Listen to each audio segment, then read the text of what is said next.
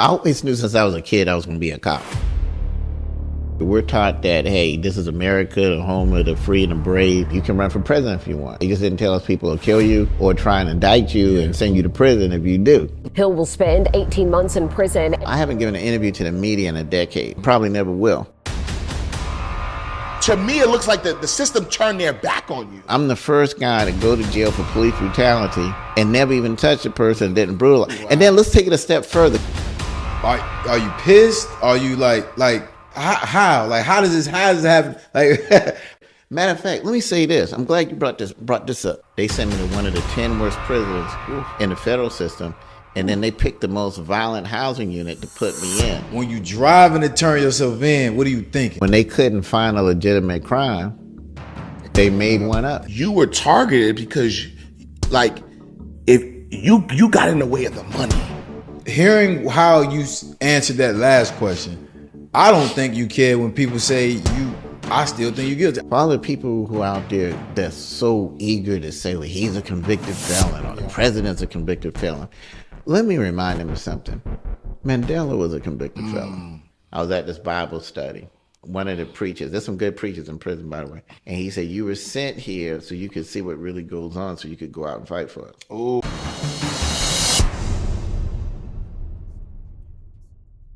All right, so welcome to another awesome episode of Crime Pays, the #1 personal development platform for formerly incarcerated men and women and their families. I am Ash Cash, the financial motivator. I'm Jay White, first name, last name, federal government contracting, the #1 coach and mentor. Listen, today we are sitting down with the man whose story has rocked an entire county and sparked a nationwide conversation about corruption, justice, and the weaponization of power.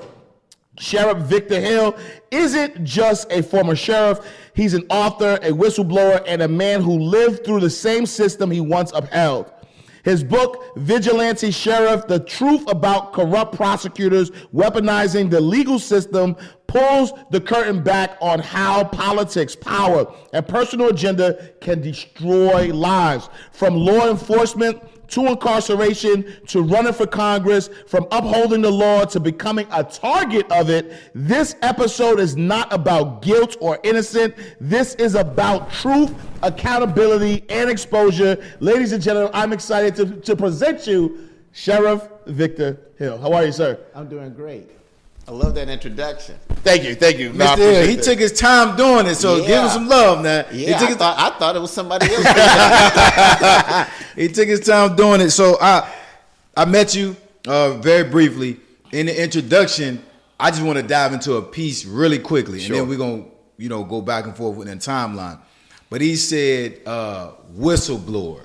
When you hear that in your introduction, what does that mean to you? Hearing somebody say that, like, what part of your story is that? You know, when I heard that, it's very interesting. That's the first time I think I've ever heard of myself as a whistleblower. Okay. And interesting concept. You know, I guess I always thought of a whistleblower as somebody on the inside that was a part of something and then is blowing the whistle. Yep. Well, you know, there's 3 different branches of government. There's the executive branch, which I was a part of. There's the legislative branch, and there's the judicial branch. And what I'm exposing is the judicial branch. Which, you know, my part that I was involved in is the apprehension and the detainment. And I was the guy that apprehended, detained, and brought these people before a judge for charges. So let's say you go out there and you kill somebody or you rape or rob somebody. I'm the guy that hunts you down and I bring you before a judge. Well, what goes on in the judicial system is a whole different matter that I wasn't a part of and had no control of. Because once we caught people, what the judicial system did with them, we had no control of, which was very frustrating to us. But what I'm trying to expose is the corruption in the judicial system. You know, the judicial system can be used and weaponized and targeted against individuals. And we've seen that on a national level, state level, and we've seen it here locally. We've seen it with a lot of politicians, not just me here in the local area. And my point is, if they can organize something like that and do it against a sitting official and do it out in the opening, what of all the other people that's being done to you never hear about? Legal experts say approximately 50,000 people are wrongfully convicted every year. That's a lot of people. A lot. That's a ton. Okay, but we only hear about it when it happens to a president, to a sheriff, or or to a CEO like it happened to Burrell Ellis. What about all these other people that are targeted? They don't have the money to fight, or they don't have the connections to be able to get on a platform like you guys are doing with me to present the case and show what's actually being done. So, no, I appreciate that, because I think, oddly enough, salute to my barber, Eric Green. I do have a barber, you know what I'm saying? Because he jokes around, because, it's not a joke. You understand. Do you go to a barber? no more. Thank you. Okay, Like, no it doesn't more. make sense. No, because he don't have a beard, though. You got a beard, yeah. Okay. You can't figure it out at home? Yo, you cut your own beard? Sometimes. That's why. So salute to my barber, right, Eric Green. So I'm sitting down, and we just talking, and he started telling me about your story, and I was like, what? So first of all, you don't play. I'll just say that. Like when I think about what he was saying about your reputation and Clayton County and how things were together, right? But then he told me the story of, and we, we'll let you expound on the story. But he told me the story about what happened with you, and then what you're working on now. I said this is perfect, right? Because what better way to expose the cracks in the system by having someone who was part of the system, and the system. To me, it looks like the system turned their back on you, But yeah, so I'm excited about that.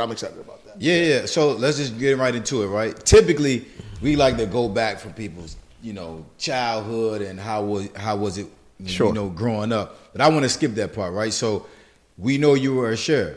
Yes. And just talk about from that point. Talk about how you felt, the responsibilities, why you became a sheriff. Like, just start you from that point. It's interesting you put it that way, because in that book I wrote, it's very short about my childhood, but it does have something to do with it. It's very short. Basically, when I was about 14 years old, a friend of mine disappeared. And the body of that friend was found about 3 or 4 days later. And, very bad, mutilated, some dismemberment. It was a sexual assault. Wow. And it had the whole area gripped in fear. And that was the moment. I always knew since I was a kid I was going to be a cop. Okay. But I didn't know, it's all type of cops, parole cops, traffic cops, whatever. But that was for lack of a better term, my dark night moment. That's probably how I became known as the Batman. Because that's when I knew that I wanted to be a specialized type of cop. I wanted to be a homicide. I wanted to pursue criminals who commit the type of theft for which there can be no retribution. I break in your house, you can get retribution. We can buy you another house or another DVD or whatever. But when you take the theft of a human life, that can't be replaced. Yeah. And of course, I spent a decade of my my life in homicide, and that was in Clayton County. Okay.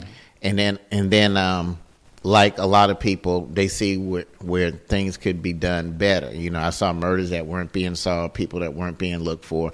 And that's really how I became the sheriff. I was like, okay, if this guy could be sheriff, or this guy could be chief, or hell, I could be director of the FBI, because they're not doing anything. Yeah. And that was my trek to how I ran for sheriff and became the sheriff. Even though you had the childhood dream to always be a police officer or law enforcement, when you actually started in that journey, was it everything you thought it was? Was it like, listen, I'm here, I'm supposed to be, like, did it feel like home? Like, when you actually went through the academies and all of that, how was that feeling? Did it feel like what you thought it was going to be like, basically? It was a dual experience. First of all, I was living my childhood dream, so I can't say I really worked. When you do what you love and what your passion is, you're not really working. So that was a good part. And so, and I truly enjoyed what I did. I think what wasn't what I thought was the politics of it. Like, even when I was in homicide, it was amazing to me how a person would get killed, we find a body, and the commanders would only have us spend a day on it. Depends on who got killed or what circumstance. Or sometimes we were sent to do something that had nothing to do with a murder, and everybody was called in because somebody knew somebody. I can remember one time somebody's daughter came up missing, and she really had ran off with her boyfriend, but they called all us in to look for her. Wow. But there were murders where, hey, they just sent 2 of us, and are there any leads, and nobody really looked into. I think the one that probably bothered me the most is we found a cab driver dead.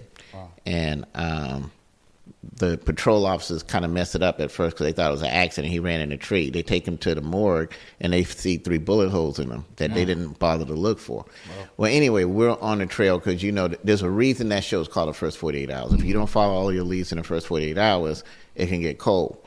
So we're on the case probably about 8 hours or so because it happened early in the morning. And then when Friday came, the supervisor said, okay, well, we'll come back Monday and get to work on this. And I remember thinking to myself, Monday? Wow, yeah.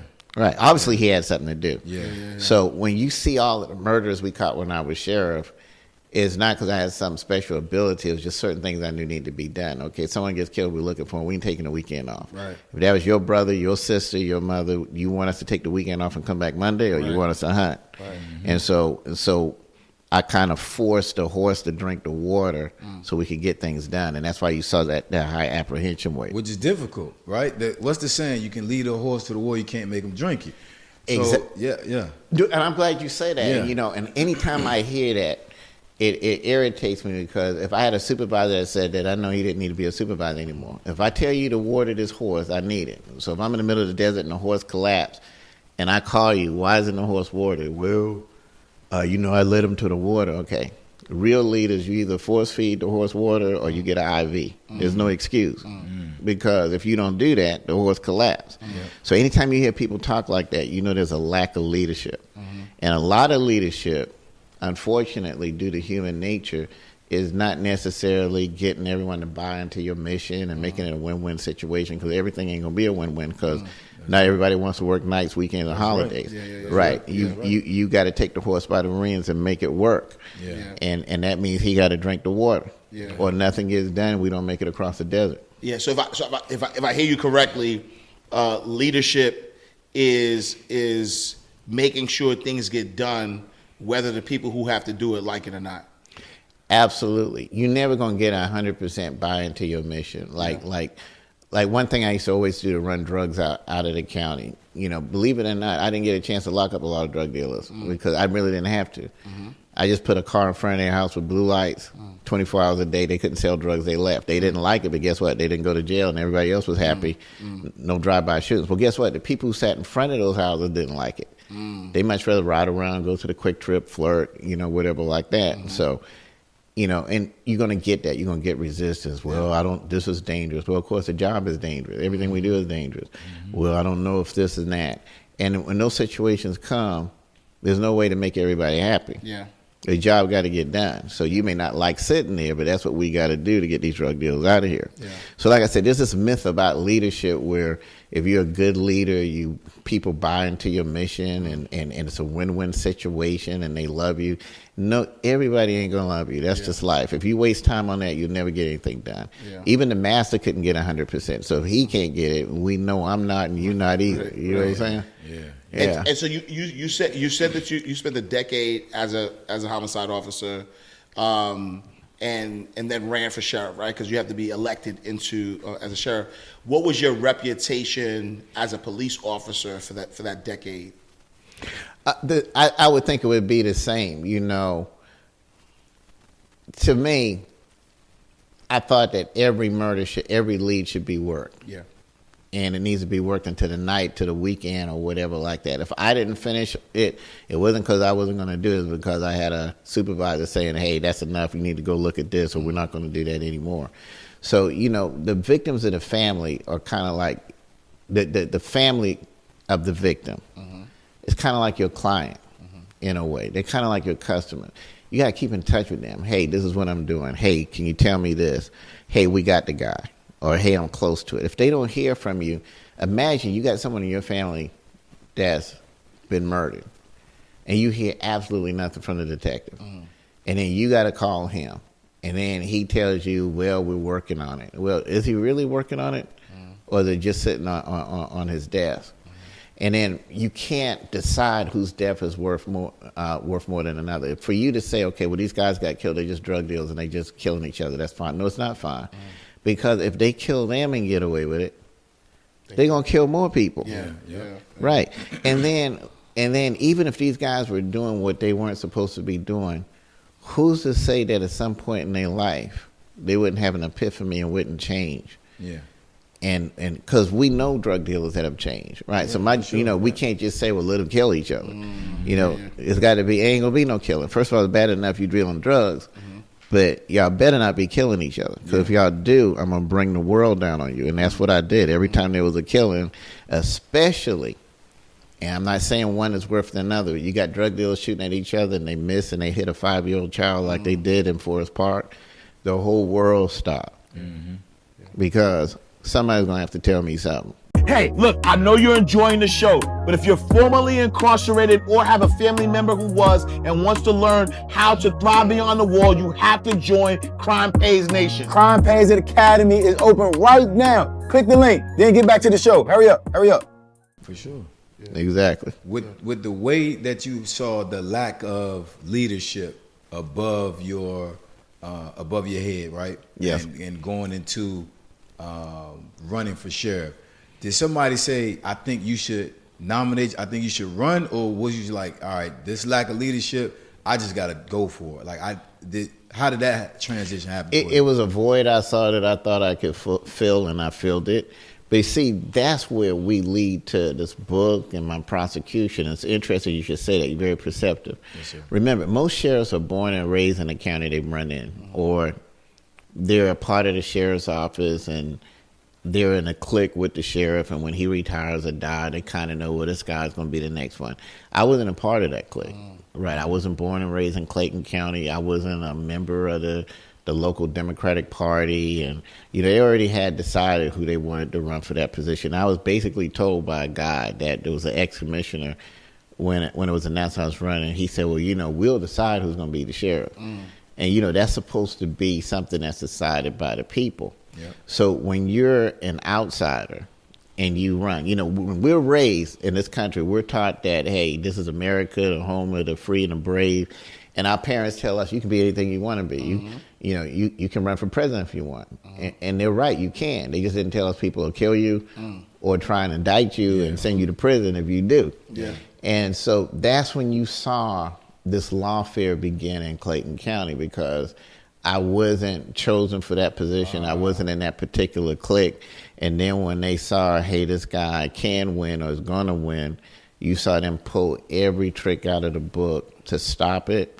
And then even once I was in office, you saw numerous attempts to send me to prison. Right. And when they couldn't find a legitimate crime, they made one up. They made one up. Exactly. Which is interesting. That's like that, like I'm telling you, once we get into this story, this is a movie. I don't know if you're in talks of having a movie done, but your life is a movie for sure, right? Well, I could use a check. Let's work on that. We might have to work on that. We can work on it. We might have to work on that. And this is just for my information, right, and audience as well.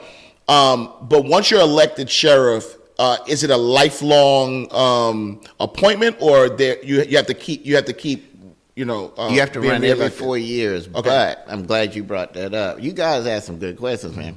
There's no term limit on sheriff. Okay. So if you become what in the political world we refer to as politically entrenched, meaning as long as you live and you're going to get reelected because the people are satisfied with what you're doing, the majority anyway. Yeah. Well, when you find these people politically entrenched, they stay there till they die, unless they choose otherwise. Well, that bothers people who want that position and want you gone. So if they can't beat you at the polls, if you look throughout history, they do three things. If they got the legislative power, then they try to get term limits. And they'll argue, no one should be in there but so long. Well, what they're really saying is, I want a chance at it too, and I can't get a chance as long as he's there. Right. Because at the end of the day, if the people want them, they're going to vote for them. So it don't need to be a term limit. If just run and beat the person, if it's that simple. And then if they can't do that next, then the next thing is, well, if we can get them convicted on a crime, then we get them out of here. And then last but not least, like what we saw in DeKalb County, they'll kill you. Like they killed the man that won that election, Durham Brown. Oh, wow. And we see that on so many levels, and we've seen it.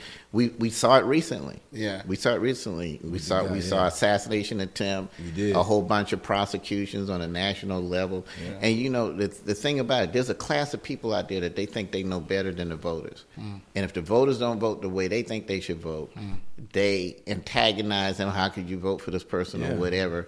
And that's a freedom of people to vote as they please. But if they feel that the voters aren't going to go with them, then they get desperate and they come up with criminal charges, or they try to assassinate or whatever. Technically, in my case, they tried to do both, because not only did they come up with a false prosecution, they sent me to one of the 10 worst prisons in the federal system, and then they picked the most violent housing unit to put me in. Wow. We getting there, Mr. Hill. We getting there. Yeah, we getting there. We getting there. That wasn't a coincidence. Hey, Mr. Hill, we getting there. Right. My question, so I'm ready to dive into that piece of your story, right? Sure. But I'm a mindset guy as well. As is our viewers are as well. When you're in office, so boom, you're elected, you're in office. And what's your mindset like when you can see all of these obstacles coming your way, trying to get you out, and all the things that you name because somebody else wants your seat? And then, what is your mindset like? And then also, to just add on to that question, what is your mindset like? And then when was the first time where you kind of like saw the corruption? Like you saw corruption in the sheriff department or legal system? Like, yeah. So, good question. So I'm going to give you the duality of where I was at when I realized what was going on. Mm-hmm. Okay, I have the reputation for being the toughest sheriff in the history of that county, to being the most feared. Mm-hmm. People on the streets are going to see me as a streetwise cop. Okay, mm-hmm. But I submit to you, I probably was at the same time the most naive sheriff in the history of maybe the state. Let me tell you why I say that. When I became sheriff with a mission in mind. I was going to have the toughest paramilitary jail. It was going to be a place where people could learn structure and discipline, not want to come back, but take something that could stop the recidivism. I was going to clean up the streets, and I was going to make the courthouse security so tight that a Brian Nichols situation couldn't be there. That's where my mindset was at. Okay. Never was I thinking about multi-million-dollar contracts. Never was I thinking about the money that flows in and out of the sheriff's office. Okay, so I'm actually running because I want to be the sheriff in terms of law enforcement. Clean up. Right. I'm gonna clean it up. I'm a Western gunfighting sheriff, whatever. Okay, but meanwhile, there's a whole lot more going on I wasn't even thinking about. The minute I got elected, I'm getting invited to all type of dinners from people. And one of the most interesting invites I probably got was from a banker. Okay. And I couldn't figure out why he wanted to meet with me, but he was explaining to me that, hey, the accounts of the sheriff's office are with our bank, and we'd like to maintain those accounts. Okay, I didn't think about moving those accounts anywhere. All right, keep them accounts open. Right. So you got all this going on, and you've got all of these people trying to figure out how to enterprise off of the sheriff's office. How can we make money off of the sheriff's office? Yeah. Right. And if you look, most of the people who run for sheriff, especially in the metro area, they're not really cops or gunfighters or law guys. And you rarely hear them talking about manhunts or what. I don't think I've ever heard them talk about it. Most of those folks, they're looking for the social part of it. They're looking for, okay, well, now I control contracts and stuff like that. And that was in my mindset. So you got to think, a lot of people that were after the position, they weren't after the position because, hey, I want to do a better job of fighting crime than this guy. They want to control the contracts. They want to control this and that. So that's why I said at the same time, I may have been streetwise as far as how to clean up the streets. What up? It's your man Jay White, first name, last name. I'm happy you're here. You could have been anywhere in the world, but you're here with me, and I appreciate that. I want to welcome you to join the Crack the Code community, where I wrap my arms around you and teach you all the ins and outs of federal government contracting, the middleman or middlewoman way. In my community on a weekly basis, you're gonna get a Wednesday night call with me. You're gonna get many courses and also training material. It's nothing like being in a community where everybody is joining hands, trying to learn the same process and get to this federal government contracting money. I'm gonna see you on the other side. Click that link right now. But my mindset wasn't on, hey, look, you control millions of dollars. Yeah. And by you being there, you're stopping people from making millions of dollars if you do things correctly. Yeah. And if you don't, and they will want you gone, and they're willing to do whatever they want to do to see to it that you're gone. One thing that we know for sure, and I know you got other questions to ask. No, I got a million. Come on. But I'm gonna let you go ahead and cook. Is it? I'm loving it. I'm loving it. One thing is, let's not just look at contracts.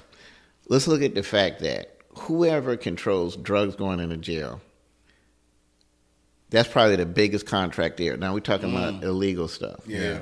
Okay. Remember this. There was no drugs in that jail when I was a sheriff.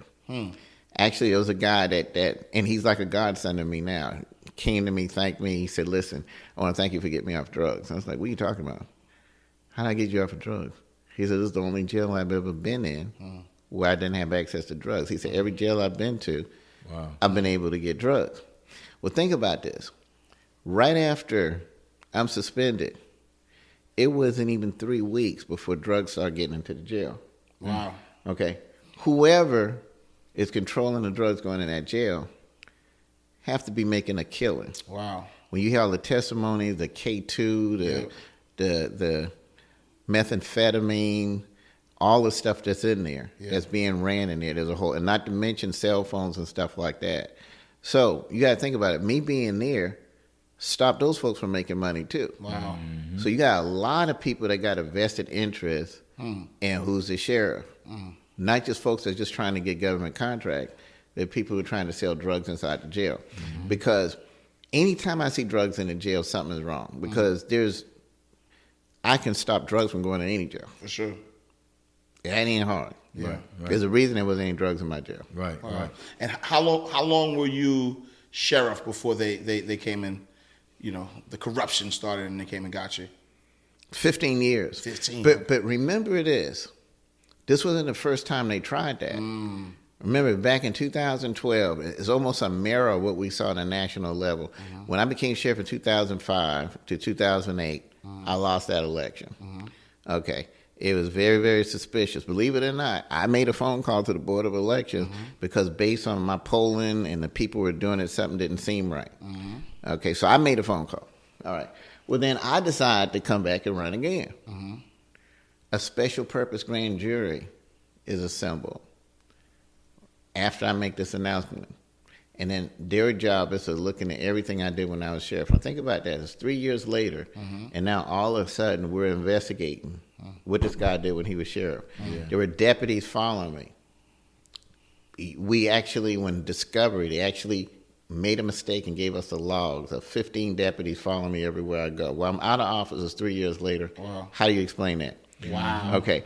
And then they come out with an indictment, and it's a 27-count RICO indictment. Now, I think y'all know we got some crazy DAs around here with this RICO stuff. We saw what happened with Young Thug.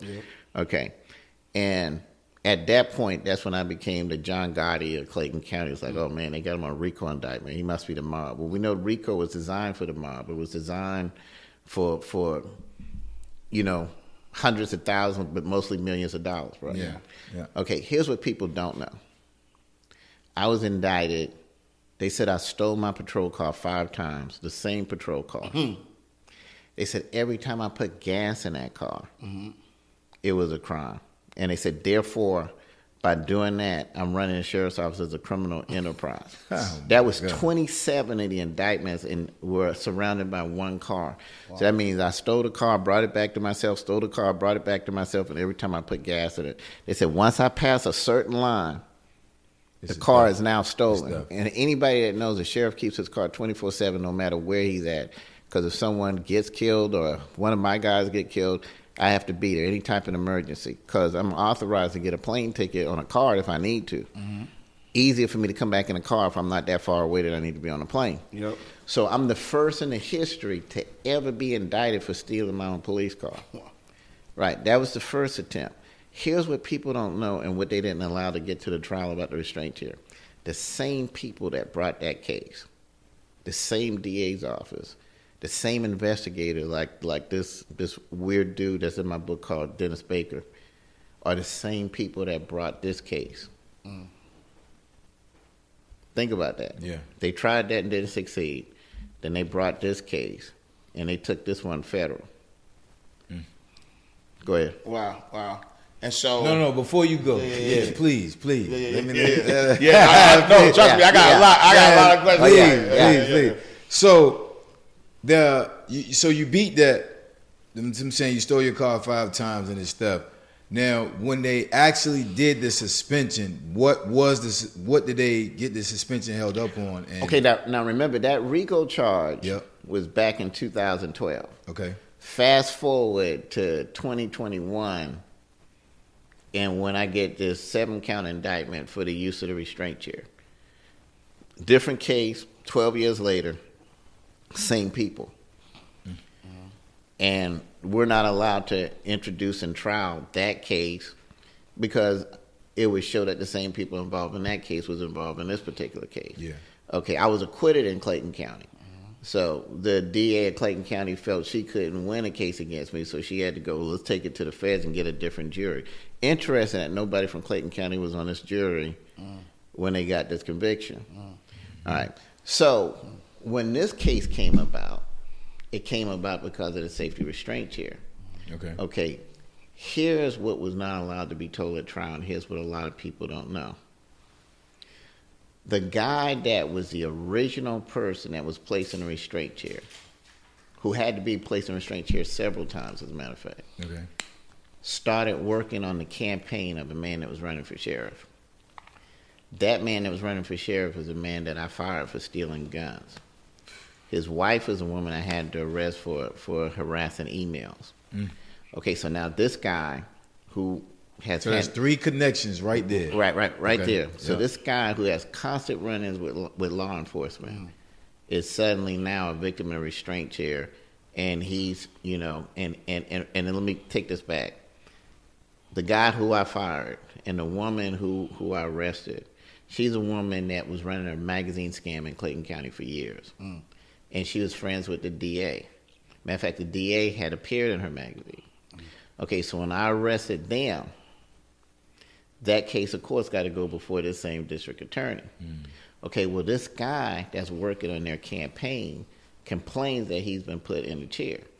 So when they came to do their investigation about the use of the chair, he's on the search warrant. He was placed in the chair. He's been placed in the chair several times. Right. Before the campaign, before we even knew he was getting on someone's campaign. Okay. When they indicted me, they never indicted me for putting him in the chair. Do you know why? No. Because if they did, they would have to put him on the stand. Right. And he would have to say, yeah, I was working on this guy's campaign. Yeah. And it would connect this to a political campaign, and that jury would know what this was really What the about. whole under the tone Right. is. This started over a political campaign. Yeah. Right. And they used this guy as first he's supposed to be a victim, but they're like, well, we can't use him as a victim because then people will realize what we're doing. We're using a guy that's working on a campaign to get him unseated and using him as a victim. And if that jury knew that and saw that, I don't think they would ever got that conviction. So, a lot about what we're about to talk about today is 50,000 people are falsely convicted every year. Now, some of them may be a mistake, and that's okay if the judicial system works fast to correct those mistakes in a minute. But how many of these convictions are intentional like mine, where we're going to just convict you no matter what? We're going to lie to grand juries. We're going to coerce convictions on a jury trial or whatever. That takes it to a whole different level. They wanted y'all so bad because you stopping all the flow of money. It sounds like you stopping the flow of drugs. You're not playing the good old boy game with the contracts coming through your office because, like you said, you're trying to do things the right way. You said you were naive as a sheriff. Are you naive to the reasonings why they want you out so bad as Oh, well? no, I'm not naive to that. What I'm Okay. saying is when I first became sheriff, you said, what was my mindset when I Yes, first sir. became Yes, sir. sheriff? Yep. My mindset was cleaning up the street. Yeah. Right. I wasn't thinking about contracts and all these other stuff like that. I was thinking about how we're going to take the sheriff's office and get it to a level of greatness with low crime, with a safe, clean jail, with a secure courthouse where you don't have Brian Nichols being an active shooter and killing people. That's what my mindset was. Yeah. My mindset wasn't on, well, we got contracts, we got this, and that. So in that way, I was naive. My question is, though, once you know they're coming down and they, trumped up charges and, just doing all this craziness, are you figuring out why they're trying to remove you so bad? Like, are you connecting those dots as well? Oh, absolutely. That's in the book. It puts the whole thing together. The guy that was running for sheriff, he and his wife was friends with the DA, but she's also friends with the guy that was the former chairman. He had been trying to be sheriff for years. Okay. Obviously, he wasn't trying to run for sheriff in order to fight crime because he has no history of fighting crime even when he was with the police department. So we know it had to be, he wanted the position for contracts or whatever like that. But the goal was, there's no way he can win if I'm still there. So how do we get him out? Yeah. And the only way they knew to get me out, of course, is they got to come up with a false conviction. And here's another thing I would say that I was naive on too. Okay. Anytime these cases came up, it never truly worried me because I knew the truth. When they said I stole my own police car, it's like, okay, whatever. Yeah. We'll take this before a jury and show folks just how crazy they are. Okay. In this case, that was the same plan. Here's where I was naive to. The length that these folks would collude to get a prosecution. Think about this. You got the DA who has the same guy that worked this case where I allegedly stole my police car. He's now in a federal task force. Okay. So now they're colluding with Ryan Buchanan, who is a guy that resigned immediately when the new administration came in because he was involved in that type of stuff. Okay. Well, guess what? The judge on my case is not only friends with the DA, not only Facebook friends with one of the guys running against me for sheriff, her husband used to work at the DA's office when they came up with this case about me stealing the police car. She never discloses this. She keeps it to herself. So then now, while we're going through the trial, you see her doing all type. A judge is supposed to be just like a referee. They're not there for guilt or innocence. They're there to let the jury decide and to make sure that each side gets to present their case fairly.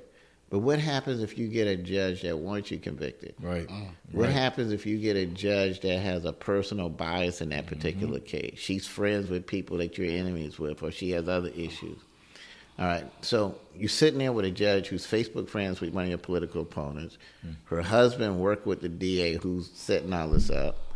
Her husband is also friends with another guy that the DA is trying to help get the position. So what is she going to do? Well, any motion that we did present, which more should be presented, I'll get into that later, denied. Things that we should be able to put before the jury, denied. One of these guys had beaten an 80-year-old woman in a wheelchair scooter. Wow. And she wanted to testify about how violent this guy was.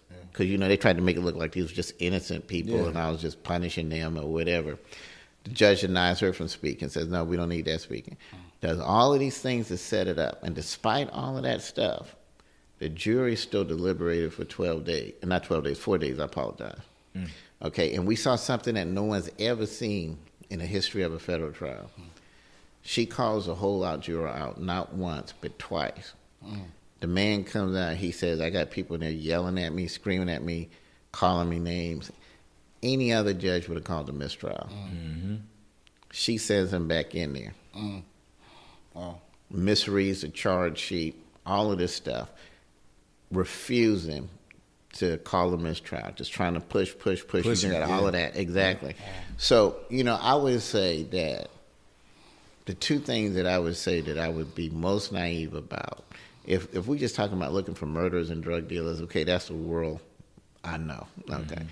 But if you would have told me that the judicial system would go that far, Yeah. I'm gonna tell you, I didn't think about that This at is all. extreme. Yeah, all I thought this was, extreme okay, hey, lengths. we're gonna go present this case. We're gonna win. It's a case that shouldn't even went to trial. Yeah. The Supreme Court has said that if you've got a case that you can't use a color of right violation, civil rights violation, on something that's never happened before, it has to be clearly established as against the law. And there was no case law out there saying that putting a person in a restraint chair if you believe that they're violent or they're a problem is against the law. So remember, I'm the first in the history of the United States to ever be criminally convicted and sent to prison for putting a person in a restraint chair. I didn't physically put them in a restraint chair. Right. I'm just standing there talking to them. Yeah. Think about it. The people who physically put them in there Are not in trouble. weren't not indicted, nothing. So, you got all this out here. Hey, this man, he was strapping people to a chair and torturing them. Well, I just put out a video today showing me talking to a guy. And guess who's strapping him in the chair? The guy who's the sheriff now. And the guy who's the assistant chief now. They're strapping him in a chair. Yeah. Because I want people to see how corrupt this judicial system can be if you got the wrong person wearing a robe or the wrong person wearing a prosecution badge. Right. So imagine this. I didn't physically put them in a chair. Yeah. But I'm being criminally and civilly sued and charged and in prison because I spoke to them and I said, these are people that need to be restrained. Yeah. Now think about this. 630 people were put in a restraint chair. Okay. I'm on record as putting 10 of them in there. The rest of them were put there by other people, okay, that worked there. Okay, when they came and they started looking for cases, did they look through the 630 cases? They said, no, we just want the ones with his name on it. That's crazy. There's 620 left. 620 left. Right. So did you, first of all, you didn't lock up the people who physically strapped them in the chair. Yeah. You just locked me up. That's very suspicious in itself. Course. Okay, then you contact these people. They didn't complain. We'd never had a lawsuit, a death, an injury, nothing without use of restraint chair. So imagine all of a sudden you get a knock at the door and call, hey, were you in a restraint chair? Hey, you know what? You're a victim. Right. Oh, I am? Yeah, I'm going to say yeah. Exactly. I'm going to buy into it. Yeah, you get your charges dropped. Hey, file a lawsuit. You I'm all in. Yeah, exactly. I'm in. Exactly. But so just from my understanding, though, what were they saying about how did they make this a law that, and the restraint chair is still in the jails or no? They took it out after you got convicted? Restraint, they don't use it in a Clayton County jail anymore. Okay. But restraint chair still exists. I think in the metro area, there's probably very few jails that use it because they're terrified because of what happened with me. And if you look, I'm not saying these jails weren't out of control before. I mean, Fulton County has always had a reputation. Up until now, Clayton County has exceeded it. But if you look at the amount of assaults and stuff that has increased from the time that prosecution happened with me, you're going to see it's astronomical. I think this is a textbook example of what happens when you collude with criminals. Hey, we're going to protect you from the people who protect us. And that's what happened. So when they came after me, when they colluded with 7 criminals and say, hey, you're now victims or you're in the chair or whatever, then watch what happened from that day. There was never a murder under my watch. There was never an escape under my watch. They've had about 4 murderers escape. Wow. They've had 7 murders. We can't count the amount of stabbings. It just came out yesterday, and actually I heard about it a few days before, where a guy got 2 of his fingers cut off in a stabbing. Wow. Right. 2 guys have been gang raped. There's a guy named Tommy G that does documentaries. He just did a documentary on Clayton County Jail called Atlanta's Craziest Jail. So how do you go from a jail that's paramilitary, ran like a military boot camp, it's clean, it's orderly, there's no escapes, there's no drugs, there's no killings, and then this prosecution was the catalyst. It almost reminds you of the school system when they took corporal punishment out of the school, as an example. And once those kids know that teachers couldn't do anything to them, it's a ball game. You see what's happening. You know, now they got, there's a school in Clayton County, a teacher was telling me about that. They got a TikTok challenge on filming kids bullying teachers now. Wow. They've actually had a teacher there that one of them tried to commit suicide. And another one has had an emotional breakdown. That's how far the discipline has gone. I got a question, Mr. Hill. So you getting indicted, you know it's coming. Where do they arrest you at? Because this goes into the extreme, right? And they want to tear you down from this point to this point, and that even leads to the arrest. If you obviously you know this, I'm not saying something you don't know. When you arrest somebody, where they go arrest you at, it matters to a degree, because it could be public, it could be, and they want to continue to diminish your character, right? So what all that take? I think you're gonna find this fascinating. Remember, their new theory, which is not true, is, well, these guys weren't violent when they came into jail. Okay. We never said they were violent when they came into jail. We said we got prior knowledge of their violence, and they did something so violent out there that we know these are people who need to be restrained for safety. Mm-hmm. Okay. So they claim that's not right. Okay, well, I'm told to turn myself in to the headquarters. Guess what they do when I turn myself in? Put me in restraints. Of course. Wow. Yeah, of course. Why not? Right. And then think about this. Well, they'll probably argue and say, well, it's not a safety restraint chair we put them in. We just put them in leg irons or whatever. Well, you did it. Why? For your safety. Mm-hmm. Why? Because I had a black belt when I was 20, or why? Because I used to be a sniper? Well, I didn't bring the sniper rifle with me.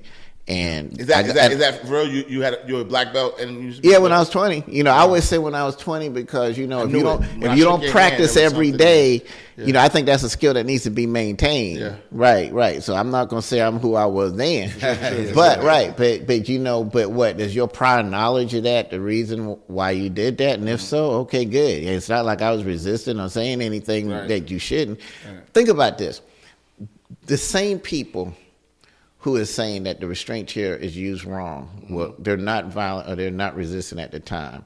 Let me tell you how ludicrous that is. Okay, you've all been walked in a courtroom and you see all these inmates chained. Mm-hmm. They weren't violent or resistant at the time they would put that on. And they're sitting there all day waiting for their turn. Mm-hmm. They're not restrained because they're violent at the time they're put in the chair. They're restrained so that they can't do anything. Correct. It's a safety measure. Like we go on a search warrant and we got everybody sitting there with everyone's handcuffed because that way we can control the situation. Or we pull over a car. Hey, look, for your safety and my safety, I'm going to handcuff you. That way, we're safe. If you're fine, if we're not, I'm going to take the cuffs off and you go. Right. Happens all the time. It's a restraint for safety to make sure that if anything does happen, because if you look at assaults on cops, not just in the streets but in the jail, they're always compliant right before. If you look at exactly. If you look at Wendy's, that situation, he was compliant. He even turned around, put his hand behind his back before he turned around and started beating both of them. Yeah. Right. And we could show you numerous videos in the jail. One of them from Clayton, walking, talking, take the cuffs off of him. And the minute he takes the cuff off him, they're just having a conversation. Then all of a sudden, boom, cold cocks the officer. Yeah. So that's why that's done, for safety. So you're saying that people can sit in a courtroom all day restrained, or they're coming for an interview and the marshals bring them and they're talking to their lawyers and they're still restrained for safety. Mm-hmm. Right. But if we use that procedure in the jail, which we've used for years and everybody else has used, all of a sudden now it becomes illegal, which is why I'm the first in the history of the country that's ever happened with. You even seen on TV, you ever saw this series called Blacklist? Yeah. If you look at the very first episode, he turns himself into the FBI headquarters. Mm-hmm. And when they realize who he is, they all come running out there with guns. Yep. And the first thing they do is they do what? Put him in a safety restraint chair. Absolutely, yeah. Because they know his propensity for violence. Yeah. So even Hollywood know that's how we use the chair and put it that way. And I don't think anyone watched that show and said, oh my God, they violated his constitutional rights. Right. Exactly. Right. Yeah. So that's how I became the first in the history. And why it's so very, very suspicious. But think about this too. You don't just have that working. You got the media working. Yeah. Right. The media is putting out one side. Right. They're not putting out this side. Yeah. When they came at me saying I stole my police car, we sent that to the media. They never played it. They never said, hey, this is suspicious. We've never seen this before. Yeah. They just kept saying RICO indictment. So you got everybody thinking I'm the John Gotti of Clayton County or the Al Capone or whatever. And you got this situation here. you hear them saying, repeating things like, he strapped them in a chair and left them for hours. And there's a video, you can see it on social media today. I got the whole video of this guy being placed in a chair. Nowhere do you see me touching the guy. But the media would play this one clip all of the time. Where they got the clip from, I don't know, because it's not my jail and I don't know who the people are. And it shows a man in a restraint chair and some officers walking up to him tasing him. Okay. If I didn't tase anybody, I didn't touch anybody, why are you showing that video? And when you show that video over and over again, what are you doing? You're already prejudicing, excuse my language, I'm sorry, a potential jury pool. For sure. So you're already putting in their head that these people are strapped and tortured or whatever. And none of that's even true. So I'm not a lawyer. I don't pretend to be one. I don't play one on television, right? But from what I'm hearing, there was so many conflicts of interest. There was so many things. Like was the system that corrupt that they just turned a blind eye? Like, so now you're getting an interview that no one else has gotten, and something that I had planned to talk about this week, and you're gonna be the first to get this. Here's the other thing we got to talk about: the criminal justice system. Be careful who you hire as your attorney. Let me tell you one thing about the legal system. You know, there's a lot of incestuous relationships. So people go to law school together, or maybe they used to work in a public defender's office together, or whatever. Now this person's a judge, now this person's an attorney, now whatever like that. And then you have attorneys that, because of relationships, they may not fight for you as hard as they should.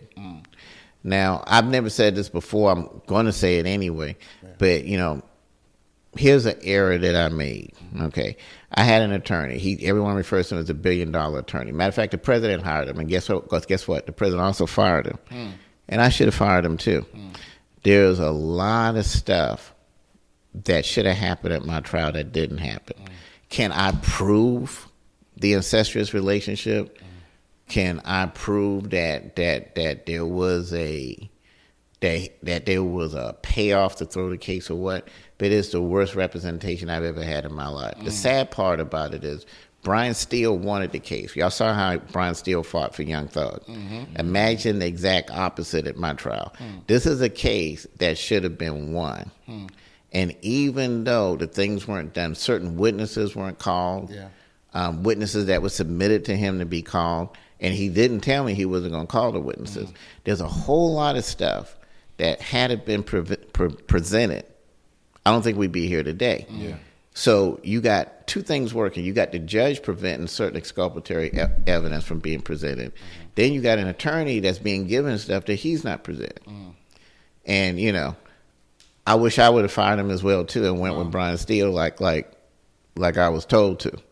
And you know, the reason I thought this guy would have been good is he had involvement in the first case, so he knew the same people in that case was involved in this case, and I wanted him to articulate that. But there was an effort on both sides, including the judge and his, that none of that never came was presented before the jury. You in the restraint chair, you turned yourself in. They put the restraints on you. Who is the arresting officers, and what is your mind? Like, what are they saying to you? What's happening? Like, give me that. Okay, so it's two agents. Situation.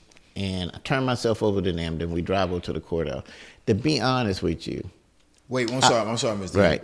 When you driving to turn yourself in, what are you thinking? Like, what are you like? All right, I'm gonna just hurry up and get myself out of it. Like, take me from that point. Well, I know what it's about because I've already been through this before with being accused of stealing my own police car. So I know what this is all about. I know it's political, whatever like that. So it's like, okay, well, I got to go through these motions again and fight this again. Okay, right. So we get there, and you know, I always play along, and play along is called being compliant. You know, I always tell people this. I know people are like, well, you know, be compliant. whatever they ask you to do, just do it, because they want you, especially a guy in my position. They would love for me to get in there and say, hey, why are you putting restraints on me or whatever like that. Whatever they ask you to do, whatever you comply, because you can deal with it later. Because what purpose does it take to fight cops? Yeah. Even though there's a law there that says that if you're innocent, you can resist, that's not practical. Right. All you're doing is complicating the situation. Yeah. So, of course, I just play along with it. I can't even remember these guys' name. I know on our way driving down to the courthouse, they kept trying to start a conversation. One of them was like, hey, I don't know if you remember me, but when I was on the U.S. Marshal Task Force, you came out on the scene. Another one, hey, when I was investigations, you and I worked a case. I don't remember these guys from Adams. Conversation from you? Well, yeah. You know, it's like that. Let me tell you this, man. A lot of what you're dealing with, when you see prosecutors like the ones we got, most of them, including these guys, they suffer from what I call the Robert Ford syndrome. Are y'all familiar with that? I'm not. Okay, do y'all know who Robert Ford is? No. My point exactly. Let me tell you who Robert Ford is. Robert Ford is a guy that shot and killed Jesse James. Okay. They did an interesting, like, little documentary on it or something that came on one night. But it was interesting. This guy, he thought that by killing Jesse James, that somehow what Jesse James had as far as notoriety or whatever you want to call it would transfer over to him. And it wasn't a real shooter. He actually shot the guy in the back because he knew he couldn't win a fair fight. Just like these folks know they couldn't get a conviction without lying and rigging a trial. Okay, so there are a lot of people, you know, when we were kids, what Ric Flair used to say, to beat a man, you got to beat the man. Well, that's not actually true. Somebody beat Muhammad Ali his last fight, and I don't even remember who it was. But we know who Muhammad Ali is. But there are a lot of people who believe that to be true. Okay. So they believe that if they go after a person that has a position or notoriety, that somehow that's going to transfer to them and take them to that particular level. Well, we know it didn't work for Robert Ford, and it's not working for them either. And because nobody knows who Robert Ford is until I put him in my book. I think on his tombstone it says, "Here lies a man who shot and killed Jesse James." So it's sad you got to put his name. So I said that to say this. I don't even remember these guys' names. Hell, if I walked past them today, I probably wouldn't know, because I had other things I was planning and working on than worrying about both of them. But the Robert Ford syndrome is a very, very real thing and something we got to be concerned with, because when a person that has the Robert Ford syndrome, if you put a robe on them, if you give them the job of a prosecutor, that's just as dangerous as giving a guy like Robert Ford a gun and telling him he can become a gunfighter if he shoots a known gunfighter in the back. Yeah. You see what I'm saying? Yeah. And it's funny because, I mean, we see this every day in neighborhoods with gangs, with, you know, they always, you know, the younger guys always feel like, all right, if I take out the OG or whatever the case may be, I'm going to get his reputation, when, you know, we know that's not the case. So talk a little bit about the moment that you got convicted, right? What's going through your mind? You know, how are you feeling at that moment that they say, okay, he's guilty? You know, again, I sit here and I watch this judge rig the whole trial. I watch her coerce a juror. You know, I'd already told my attorney, hey, file a motion. This woman is friends with the DA. She's on Facebook, is friends with whatever, and he won't do it. And he gives some weak reason why he won't do it or whatever. And, you know, you're just thinking to yourself that if these folks are doing something like this, how many other people has this happened to? Sure. You know, they claim the number is 50,000 a year. I suspect it may be triple. Right. And then that's not counting the convictions of people who just take a plea because they don't have the will or the money to fight. Because see, the one thing that I would like to see fixed is the grand jury process. Remember this: if it wasn't for grand juries, you wouldn't even see these type of prosecution. A grand jury is almost like a star chamber. And the crazy part is, we're probably the last country that still use grand juries. Liberia does, but rarely. The United Kingdom, abolished the grand juries back in 1930 or something like that. Countries don't do it. Let me tell you why. It's a star chamber. A grand jury is the only trial you got where I'm a prosecutor. I want to prosecute you, and I'm going to talk to 12 people. You can't be there. Your attorney can't be there. And I get to tell him whatever I want. And there's nothing to hold me accountable if I'm lying. Right. Because if it is, then we should be able to get the prosecutors in my case and get them on perjury. So they can go in there and get it. That's why they say you can indict a ham sandwich. That's true. You can indict anything or anyone, because a prosecutor can go in there and tell them anything. Even if a prosecutor comes out and tells you they got a no bill, that's a sham. That meant they went in there and told the grand jury, I don't think you should indict this person. So if they don't want to indict a person, what they'll do is put them before a grand jury and come out and say, well, they didn't do it. That's a lie. The grand jury is going to do whatever they tell them to do. So I think that in the future, what I would like to see change is when you got grand juries, you should be notified. You should be there. Your attorney should be there, and you should be able to present your side of the case. Because I believe in both situations, if that was the case, I would have never been indicted in the first place. So usually when people get indicted, they're trying to find a way out. 90% of people take a plea. So how many of these people took a plea just because they couldn't afford to, or they didn't have the will to fight? That's a wrongful conviction as well too. But they don't consider it wrongful because, well, you took a plea. Well, why did they take a plea? We call it a plea gun. I'm gonna put a plea gun in your head. Then you tell a person, well, if you don't take this plea, you're gonna get more time. Exactly. You're facing 40. Right. 40 years. Exactly. So So you taking a chance of going to trial and losing. Well, if you knew the trial was going to be fair, good. But my trial proves you might not even get a fair trial. You get a judge that's friends with all the people that's coming after you, and they rigged the trial. So, you got all that going on. So that's the one thing that needs to be fixed in the system is that grand jury. Because if they actually had to get a criminal warrant the correct way, they would have never. There's no way you could have gone, hey, the sheriff stole his police car 5 times. Really? That's Okay. crazy. Hey, he put a guy in the chair. Okay, did he physically put him in the chair? No. Did he hit him? No. And even at my sentencing, the judge said, well, this is a very novel case. What does novel mean? It means it's never happened before. Right. And said, and usually in these cases, there's some type of assaultive behavior, beating, tasing, none of which occurred. So I'm the first guy to go to jail for police brutality and never even touch a person that didn't brutalize. And then let's take it a step further, because I want to make sure, get a chance to go to my social media today, because it's going to show a video of it. What's your social media? Was Victor Hill on Facebook. There we if you go. put I Victor need Hill, you to say it on right, camera. Victor Come Hill, on, right, Mr. Hill. exactly. You're right. And you see the congressional symbol there. Yes, sir. But the one thing that I think that this video shows that a lot of people don't understand is this. Okay, not only did I not physically strap somebody in the chair, so if you were tortured, if you were beaten, it couldn't have been me, because I only talk to you, not unless you say I beat you with my tongue. Okay. So right after I walk off, well, while I'm standing there, there's a nurse standing there. Okay. Guess why she's standing there? Because everyone that goes in that chair, by a policy that I signed, has to be checked by a nurse.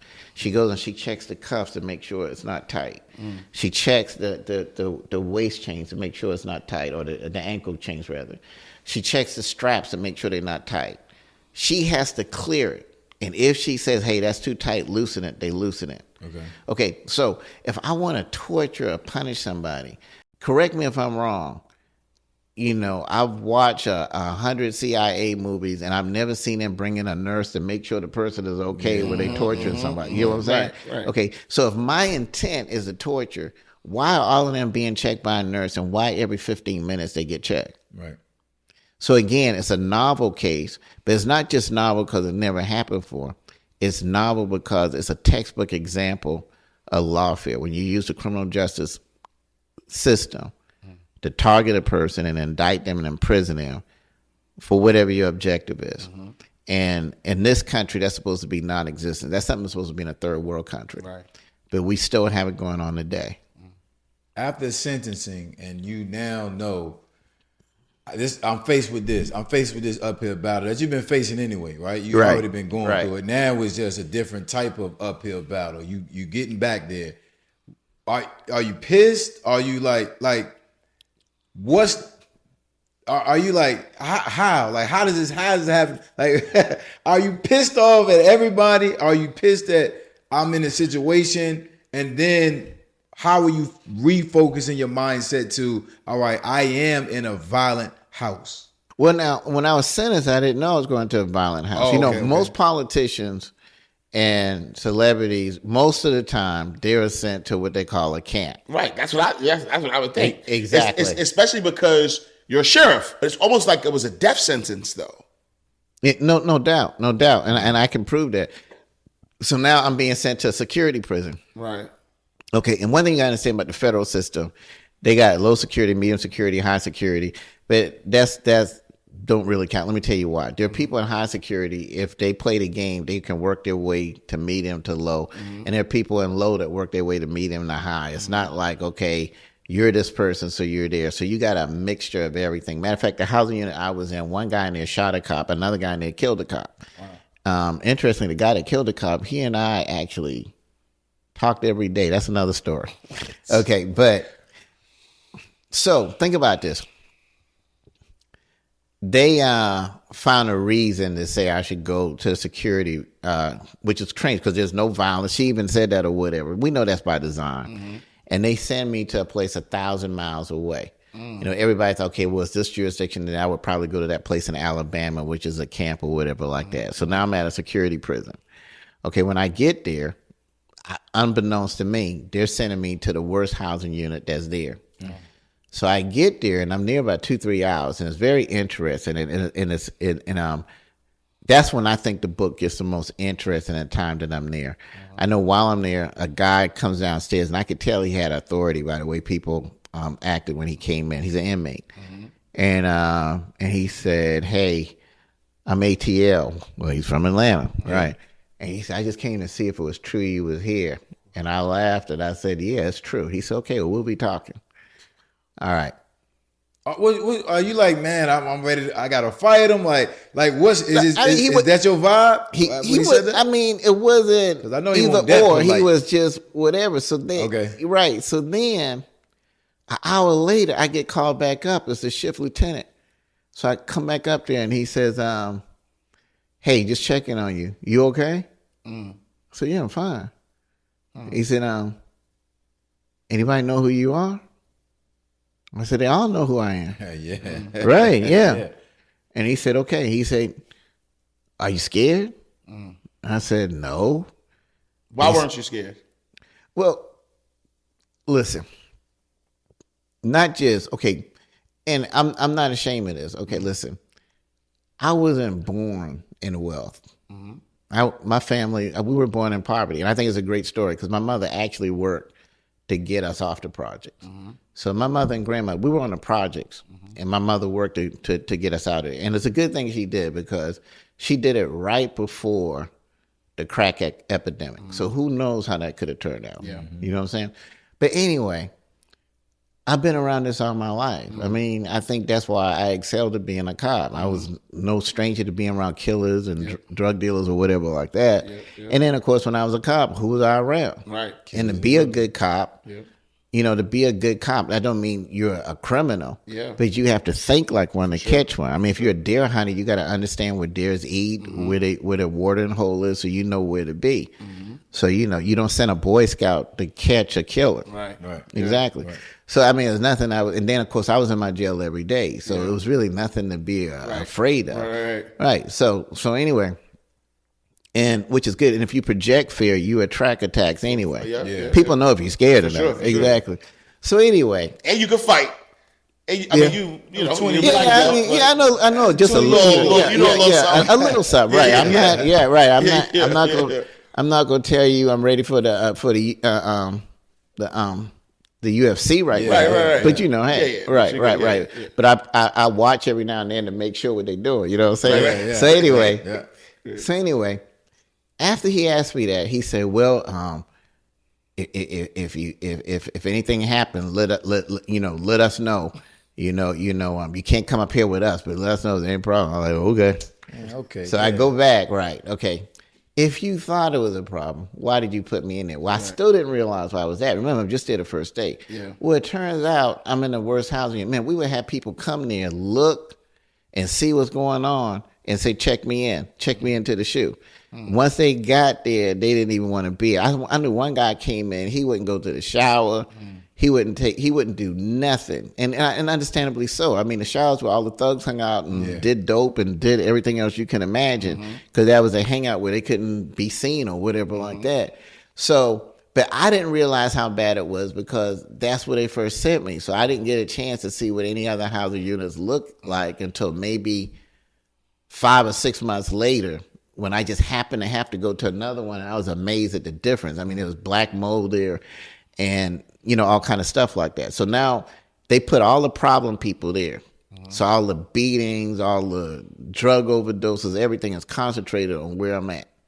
Okay, 3 months later, I get a call from a guy. He's not the warden, but he works somewhere in the warden's office. And I'm told to, report to the office. So I go up there and he said, You going to the office? Yeah, I'm going to the office. Yeah. So I'm like, what's going on here?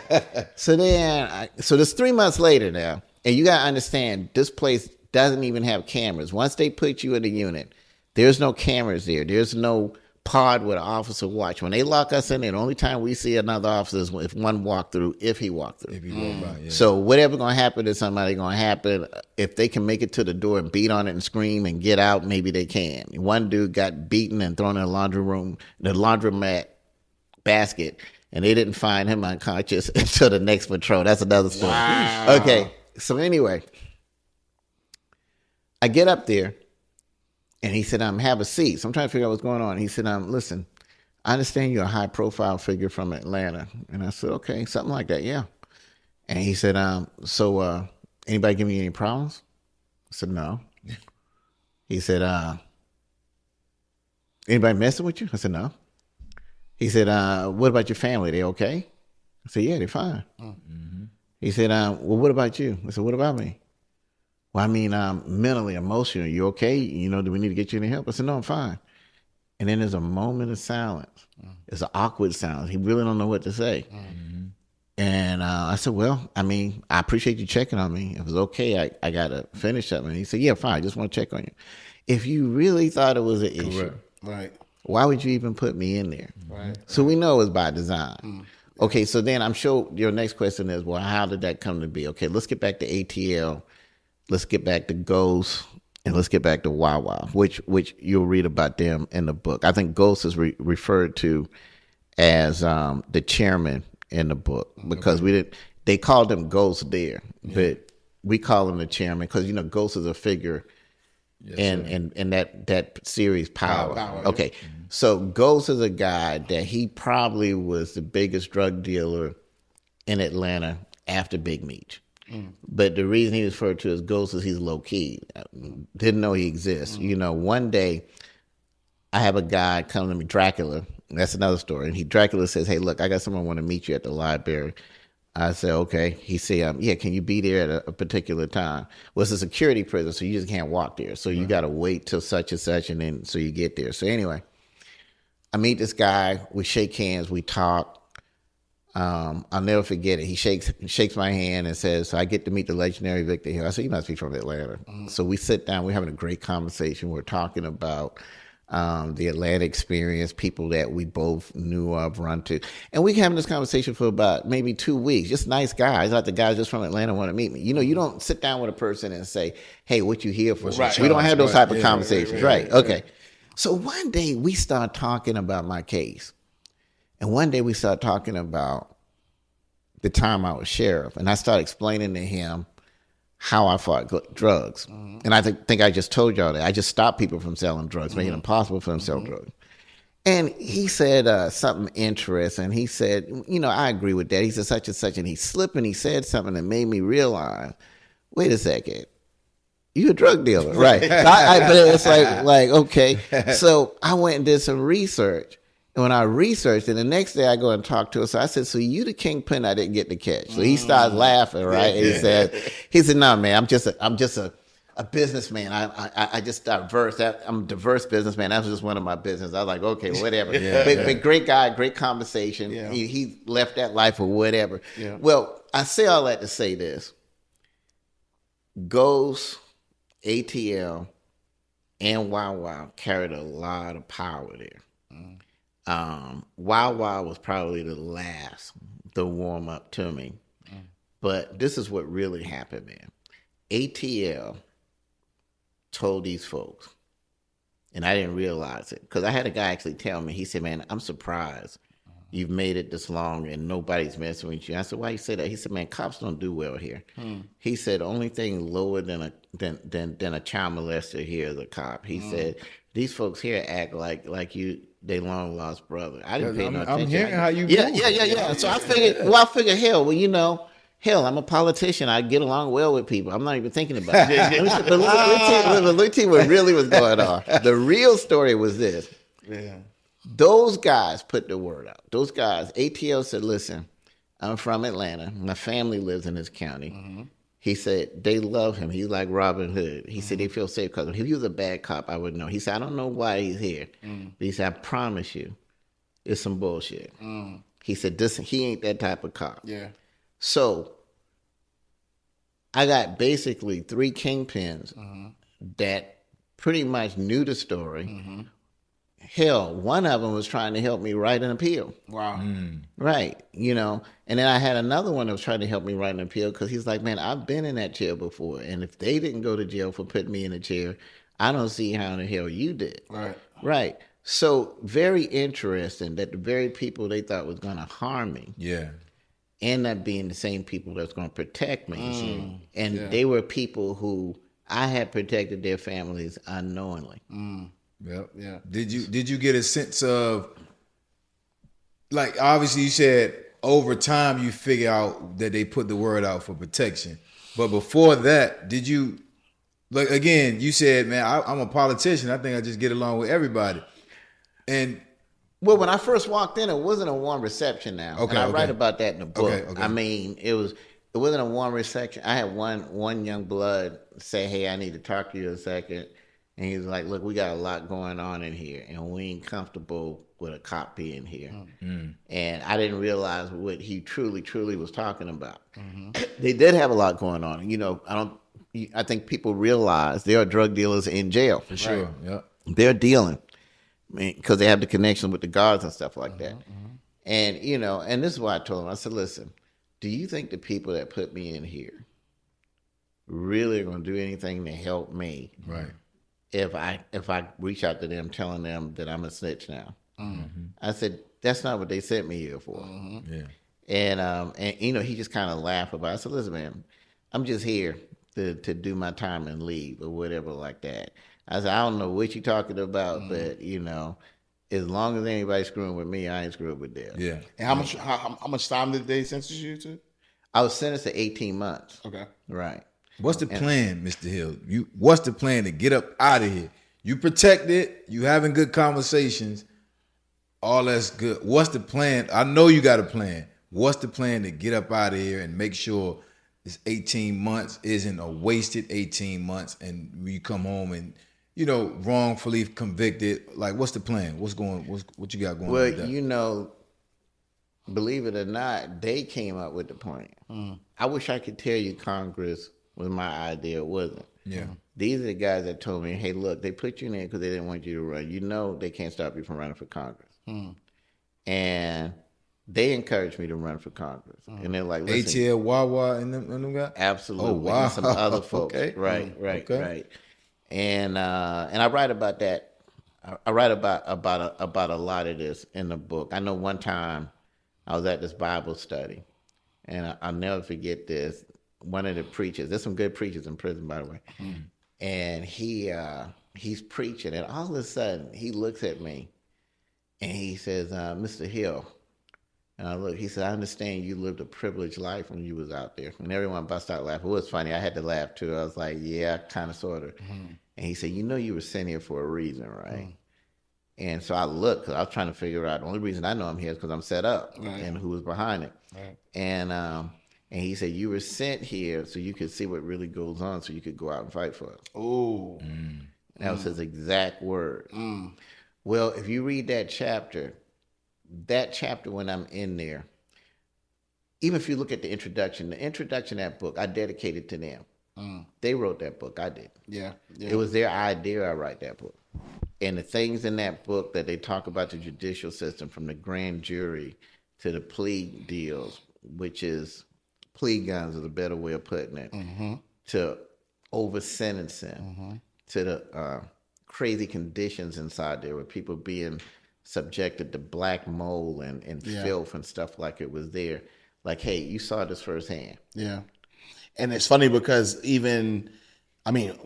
is one of the reasons why we definitely wanted you on the show, but like looking at your social media, like the suicide room, like I saw that you posted that, you sent me that on Facebook. Yes. And I was looking at the conditions of like how the inmates, and we'll talk about that, the condition of the, Clayton County Jail now, but like the conditions of the jails and allowing the inmates to really run the asylum. It's like literally happening right now. That's literally what's happening. Yeah. Inmates from the asylum. Let me tell you this. And we got video to prove it. 4 grand juries a year came and toured the jail when I was sheriff. They saw it. They even saw people in the restraint chair. There's nothing to hide because we weren't doing nothing wrong. Right. But let me tell you who saw it before she died. My grandmother died when she was 90. Actually, she was 97 when she died. Before she died, she came down. I took her on a tour of the jail. I took her to maximum security. I wasn't worried about nothing. You couldn't hear a pin drop. There was no yelling, no screaming, nothing. It's the same thing that happened there that happens in any part of the jail when I ran it. People go to attention, sheriff on deck. Yep. They don't move until they're given the order to do so. Yep. Everything's clean, everything's orderly, Yeah. or whatever like that. I wouldn't walk my 97-year-old grandmother through a jail like what you see in there now. I wouldn't put her in that type of danger. Wow. That's just how safe and clean the jail was at that particular time. Wow. A lot of people didn't like it. I think they understand it now because maybe it was hard going without drugs and a cell phone and making up your bed every day and having to say sir and ma'am. But it teaches you something. Right. And it protects you from being gang raped, murdered, stabbed from other people. Yeah. So there was a reason for that. Yeah. Everything rises and falls on leadership. Everything rises and falls on leadership. One of my favorite leadership quotes is, "An army of chickens led by an eagle will always defeat an army of eagles led by a chicken." An army of chickens led by an eagle will always defeat an army of eagles led by a chicken. Yeah. Right. Everything rises and falls on leader. The leadership. Leadership. Whatever the leader is, the organization becomes. If the leader is paranoid, the organization is paranoid. If the leader is strong, the organization is strong. Yeah. That's just what it is. Yeah. And so it's easy. We got to be careful who we put crowns on, because remember, crowns can't make a king. You can take a crown and you can put it on a donkey, and you can move that donkey into a palace, and you can sit him on a throne, and he's still a jackass. Yeah. So a crown is just something that symbolizes what a person already, what that king already is if he is a king. Yeah. But when we start putting crowns on folks that aren't supposed to be there, if we crown them sheriff and they never won a playground fight, and we crown them senator and they can't read, it's a problem. Yeah. Yeah. What would you say was your darkest moment being incarcerated? That's a good question. My uncle used to say this all the time. He used to tell me, he who conquers the city is strong, but he who conquers himself is mighty. It's easy. And he's right. He was right about that, because, I can tell you from personal experience, I've conquered a city twice. I'm probably yet to conquer myself. And what he used to always say is meditate every day, every day. Yeah. Well, while I was there, I got a chance to do that. And I write about that in that book. I said, I thought it was going to become my monastery. So I was going to use that time to meditate. Yeah. Of course, now, the meditation I thought I was going to get, I ultimately didn't end up getting because it ended up being my university. Because these guys put me on a different track. They turned me into an author and a candidate for the United States Congress. Yeah, right. Now, these are inmates now. You got a high-ranking member of the Vice Lord, two former drug lords from Atlanta, a Colombian drug lord. These guys passed. Wow. Right. And they're the ones that, hey, you need to write a book. Another one's a bank robber, excuse me. Right. They turned me into an author and say, hey, you need to run for Congress. Wow. So I wish I could sit here and tell you I'm some great author and I decided to write a book because some epiphany came to me. And I already researched the law and I knew that a convicted felon could run for Congress. If I said that, I'd be lying. That's why when I wrote the book, it's dedicated to the men that I was locked up with. You keeping it real. What year did you come home, Still? I came home in 24. Last year? I went in 23. Yeah, and came out. Yes. Last year you came home. Right. What month? That would have been March. All right, you came home in March last year, 24. What happened? You hitting the ground running? You like what is that like for you? Well, after 18 months. Immediately, I written a book there, but now you got to get it in print form. You got to get it published. There's a lot of that going on. Get ready to announce running for this race.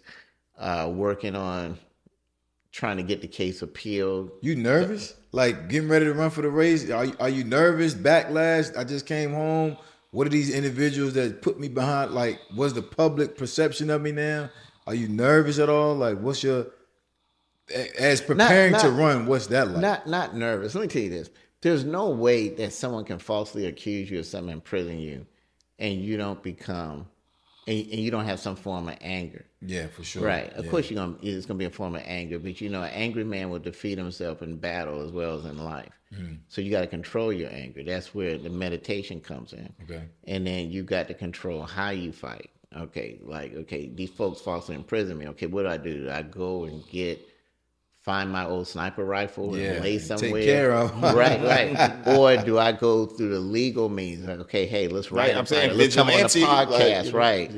Exactly. And that was written that way. You read the introduction because they accused me of being a vigilante. Right. But that book is written, who's the real vigilante? If you have prosecutors and a judge colluding to get a conviction, am I the vigilante or they're the vigilante? And they're the vigilante of the legal system. Yeah. Am I the dangerous person that criminals need to be protected from? Or do we all need protection from those type of judges and prosecutors that are in my case? And that's why that book is called that. Yeah, that's a great Who's the real vigilante? You know what I'm saying? Yeah. I think for me that, hearing who you were and who you are, all right? I wanted to be a sheriff. You said when you're in that world, it wasn't like work. You knew they were conspiring against you to get you out of office so somebody else can get the seat. You meet these great individuals behind the wall that actually put you on a different path maybe than what you ever thought you would have been on, at least being in those certain circumstances. Are you now a year out? Are you now, your future looks like what going forward? Well, I'm going to stay the course. I'm going to stay the course on the campaign, stay the course on doing what needs to be done to remedy this case. And again, I owe those guys. I promised them that I would be an advocate. And I hope that every day on social media, a lot of times, I've even had some people say, hey, you running for Congress or you're talking a lot about the jail. Well, there's a reason for that. Yeah.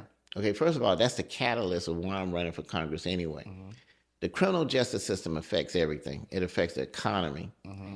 It affects so many things we don't think about.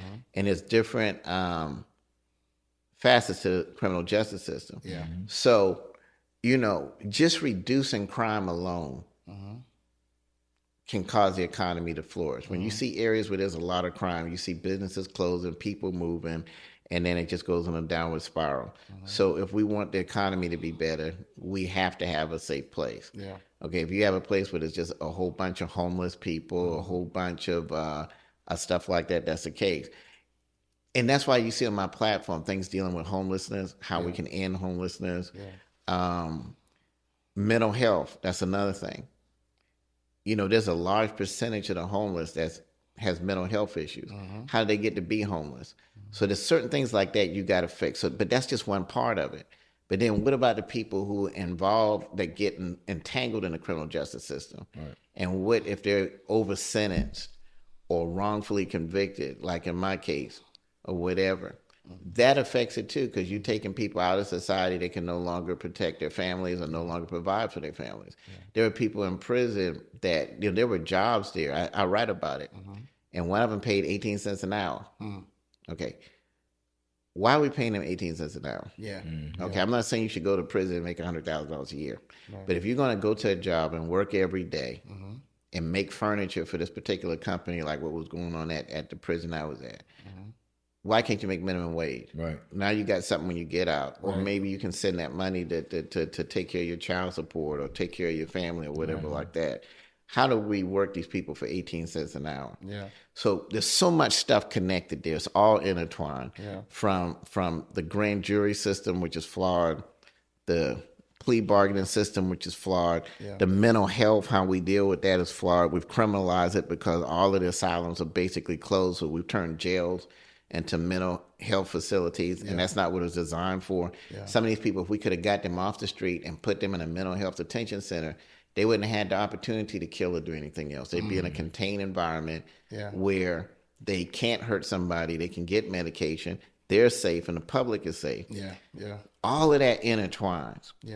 And even how we run the jail intertwines, because the jail is a microcosm of society. What you see in a jail reflects society. There's an economy inside the jail. They use, when I was there, they were using stamps for money. But if you look at the value of it, it correlates to what's going on out here in the free world.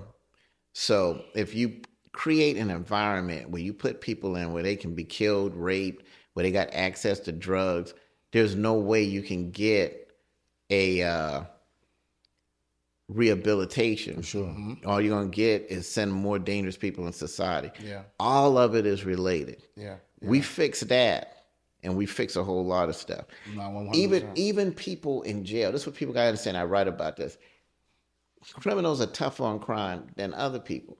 You'd be surprised how many guys in jail, when we sat around and talked, agreed with how I handled Clayton County. Because they don't want their daughters getting harassed when they go to a store. They don't want their mothers getting robbed or whatever like that. And if you see how they police that particular unit, you know, we had a guy in that unit, he was the sheriff. And he would laugh, but I call him the sheriff. Wow. I remember one time I got a tablet stolen. I didn't go to the guards. I went and made a report with the sheriff. Wow. Right. So we'll look into it. I'm at Bible study, and I hear a man running for his life, screaming and yelling, and he's being chased. And I go back, and next thing I look, my tablet just suddenly reappeared. He had to check himself into the shoe. Wow. Yeah, and that's just filing a police report with the sheriff. Because the thing is, behind the wall, the moral compass is higher. Which is it's not crazy, but it's crazy. Like morally, you have to stand. Number one, first things first, you gotta stand on your word back there. If you say you're gonna do something, you gotta do it. Number two, the moral compass is right is right, wrong is wrong, based off of what the politics are. Not the real. It's the real right is right, wrong is wrong, but it's the politics of what we doing here. Right is right, wrong is wrong. So I agree that they police each other well. And I gotta say this, and to pull that I gotta say this. I write about this in the book. It was just unbelievable to me. So the Mexican car, you know, people say, what's car? And a lot of people haven't been in prison, don't realize car is like who you ride with. It's not cartel, but maybe in some ways because, you know, okay, this guy's the head of the Mexican car, he's the head of the Colombian car, or he's the head of the Detroit car, whatever. Call it gang, call it whatever, but it's not meant cartel. But anyway, and those were probably the most violent, stabbing, whatever dudes there. And that's no insult to them because those guys treated me well and they fed me well. I ate well because of them, so I'm not putting them down. But let me tell you something about them. They were constantly beating folks. And one day, I'm sitting there playing chess, and I saw them walking and gloving up. And I remember telling the guys playing chess with, I say, who else they going to kick now? And he said, nah, they're going to work out. I said, they ain't going to work out. They're gloving up. Right. So next thing, you can hear it. You know the sound. There's a sound when bone and flesh is colliding. You can hear it. And the dude that took the beating is a dude I'd known, and, you know, I never had any problems with him. And he came and he packed his stuff, and then he went and got the guards and checked himself in. I was trying to figure out what happened to him. Do you know what it was about? He and this other guy shared communication, for lack of a better term. And he was telling this guy's girlfriend, hey, when I get out, I'm going to be out before him, and I can rock your world, for lack of a better term. The girlfriend told the guy went to the head of the car. That's unacceptable. Meet us over here. Wow. And get out. Yeah. Right. Yeah. And I was like, man, I don't know if I've seen that type of honor Yeah. on the police force. I was like, wait a second. What? Are y'all sure that's a true story? Yeah. And so at the same time, I'm not going to tell you it was just this honorable place. I mean, there's a lot going on. 5 guys died of overdoses. You know, like any other place, there was shanks, there was corruption, there was a whole bunch of stuff. But I was able to connect with some people that were on a whole different level. Yeah. And I mean, these guys were serving hard time. ATL got like a 30-year sentence. He's trying to appeal that. Wow was on his 17th year. Right. Ghost actually got out. Okay. But you're talking about guys serving hardcore time. They were involved in hardcore stuff. But these are guys at that time, they had an epiphany, and they had this awakening. And it was an honor to meet with them, and it was an honor that they brought me into their fold. And like I said, I refer to them as my professors. And, you know, somebody once asked me, said, okay, what did you teach them while you were there? And I had to look up, and I was like, I don't know if I taught them anything. I think they taught me. Yeah. They even tighten up my martial arts a little bit. Yeah. With your experience, right? Sheriff for 15 years, you know, was incarcerated. If you had the opportunity to become sheriff again, would you do anything different? We didn't do anything wrong. I think everything that we did, we should have done, up to and including the restraint here. Yeah. But let me tell you where I made my error at. And I think ultimately it was a domino effect. Here's what I've learned the hard way. All of us in our egos, we believe we can create leaders. We believe we can take folks, we can create leaders. And I had to learn the hard way. Leaders are born, they're not created. If you can create leaders, then the NFL would do it. They would create a Tom Brady for every football team. They'd create a Michael Jordan or LeBron James for every NBA team. What the NBA does is they go out and they recruit. They find the talent. And once you find that talent, then you could give her or him the training they need. You know what I'm saying? Yeah. Just because you send someone to FBI Academy don't mean they can find a prostitute in a prostitution house. They just went there. You know what I'm saying? And so I tried to create leaders, and ultimately that put a lot of weak people around me. Ultimately, because of that, there were openings where people trying to make up false cases and do crazy stuff like these folks did were able to penetrate and get through. So I think it was I probably mispronounced his name. Is a Heraclitus? I'm not sure. But he said something that was profound. He said out of every 100 soldiers, 10 shouldn't be there. 80 are targets, 9 are soldiers, and 1 is the leader that can lead them in the battle and lead them home. And I should have done a better job of going out and looking for that 10. Instead of trying to make that 80 into something they weren't. That's no indictment on them. But that's what it is. There's no, unfortunately, there's no such thing as a royal bloodline. You know, the leader may be this, but there's no guarantee that Brady's son is going to be a great quarterback, or that Jordan's son is going to be a great whatever. That's something people are born with, and you got to recruit it and find it. And in law enforcement, it's just as important, because you're still dealing with folks that got to be able to run, shoot, fight, think, investigate, figure out stuff. and those folks need to be recruited. You just can't hire anybody and think you can turn them into what they're not. I agree. What's the status on your righting your wrong now with the case? Righting their wrong for you. What's the status on that? Like, where you right now? It's being looked at to see if it can be refiled for a petition to the Supreme Court. Because again, things on a lower level are so political. Like, take this for instance. When the appeal was written, we applied for an appeal bond. That goes to a judge in the 11th Circuit. Well, he denies it. Well, guess who they put on the panel to review the case? The same judge? The same judge. Right. So think about this. And that's why there's so much stuff in the criminal justice system that has to be fixed. There's so many incestuous relationships or whatever. So the main thing is to get that before a higher source to look at it. Because we feel if somebody really looks at it and they're given all the facts, then it'll be overturned. Not to mention, and what makes it difficult too is if you have an attorney and he doesn't make all of the motions he's supposed to make and he doesn't present all of the evidence he's supposed to present, then they don't allow you to present that when you go up the process. So it's those type of things. There's so many things that got to be fixed. Yeah. And do you believe deep down that the system is fixable, right? Because one of the reasons why we call the show Crime Pays is almost like a double entendre, right? Because what we're saying is crime pays everybody except the person that does the crime, right? And so crime pays the judges, it pays, right? Like even, which is why this is a perfect episode, because this episode is like actually revealing our main message, right? That you were targeted because like, if you got in the way of the money, right? Ultimately, right? So when you start thinking, government contracts and the politicizing of that position, when you start getting away in the money, that money doesn't just stop with one person. That money is running through a system. And then when you start thinking from the contracts, you think about the criminals, like all of these things are working together.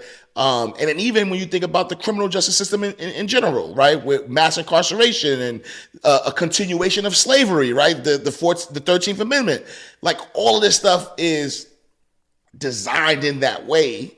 And so do you really think that the system can be like reformed or changed? Excellent question. I'm so glad you asked. I think the system is a great system and it works on paper. It's the people in the system that has to be fixed. And like I told you, you can't really fix people. I can't take a guy and turn him into a manhunter if that's not what he is, or turn him into whatever. So that means we got to put guards in place so that they can't misuse the system the way they're doing it now. There has to be guards in place so you can't lie to a grand jury like they did with me, or guards in place that would force a judge to disclose the fact that she has a personal interest in my case and know the people bringing the case against me. But let me tell you this, what I think that you talk about that's so profound when you say crime pays. On so many levels, okay, when you hire an attorney to represent you, and especially if you hire a so-called big-name attorney like I had, they want an astronomical amount of money. And then to pay a person and then they don't perform to the level of the money they're asking for. They don't present the evidence that you tell them to present. They don't perform to a particular level. That's a whole different crime in itself that pays. But think about this. When we filed the petition to the Supreme Court to hear my case, you know how usually when you file something in a clerk's court, you got to pay a filing fee, right? Guess what that filing fee was? $5,000. Wow. Now, usually you file something in court, what is it? A couple dollars. Yeah, $30, $50, whatever. Right. So imagine this, just to file it to the Supreme Court. That don't even mean they get to see it, because they got a whole different level of politics to decide whether they're going to hear it or not. But whether they hear it or not, you paying $5,000 just to file it. There are a lot of people that $5,000 is all they make a month. There's a lot of people that have never had $5,000 in their bank account. So you're right, crime does pay. Their attorneys getting paid, and they get paid regardless of what happened. Right. As long as they get on TV and think they can drum up some more business, they're good. So, it's real. I think that's why we have such this admiration for Brian Steele, because for the first time in a while, we saw a guy actually fight for his client. Yeah. And so many people talk about, well, my attorney don't call me back. He doesn't do this. Well, I got to live that with the guy that was the head guy for my case, this so-called $1 billion attorney. Yeah. Okay. And then when you look at all of the fees you got to file, that's why a lot of people don't even bother to fight it that far. They're like, okay, well, let me just count my losses and move on. Yeah. So the system in itself, if you look at my case and you look at what the law says about my case, the law says, the Supreme Court has already ruled, if it's a case of first impression, we've never seen it before, nobody can say for sure this is illegal, you can't just arbitrarily throw this charge around. Right. But what judges do, what attorneys do, prosecutors do, is they can take any case and write it the way they want to. So if they want to rule for you, they'll find a reason to rule for you, even if it's not in the law. And if they want to rule against you, they'll find it. And they can interpret it any way they want. If they interpret it as it's written, we wouldn't be sitting here today. Right. But they can take any case. As a matter of fact, this judge and the other judges, they said the case that shows that this is illegal is some case called Piazza, a dude that was in a chair and tased to death on the floor. How does that relate to me standing and talking to someone and me not even touching this guy? Not close. And they were not able, but they're articulate. They can articulate anything they want. Let me tell you something about qualified immunity and how crime pays. Qualified immunity is political. If we like you, we'll give you qualified immunity. If we don't, we'll find a reason not to give it to you. Wow. Because anyone that's looked at this case is clear. That's a clear case of qualified immunity. Yeah. No assault. You just talk to the person. There's a nurse checking them. And everything is fine. But no qualified immunity, and use a case that's not on point, that's not even close.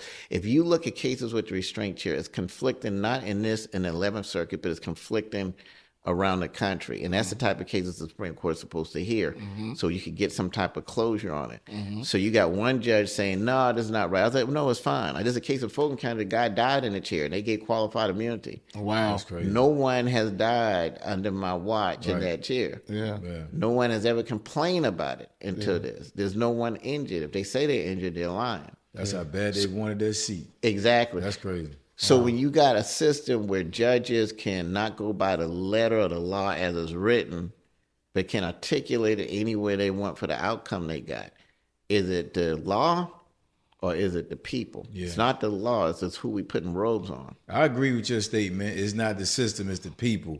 Yeah. Out of everything that you've been through, everything, and now the things that you're going to do, what do you want people to take away from your journey and your overall story? Like, what's your... Yeah, that was my next question. That's dope. Because I'm like that. That's dope. I'm going to give you credit. Y'all going to give you credit. So that was dope. Yeah. That was my next question. I swear to God, that was my next question. Yeah. That's fire. Because that's where my mind goes. Yeah. You learn it. Yeah. That's why my mind is going. Yeah. That was dope. Yeah. You know, the main thing is never quit. Yeah. You know, at the beginning of that book, there's a quote from Winston Churchill. And I think that quote sums it up. And basically, he's saying never, never, never, never, ever fold.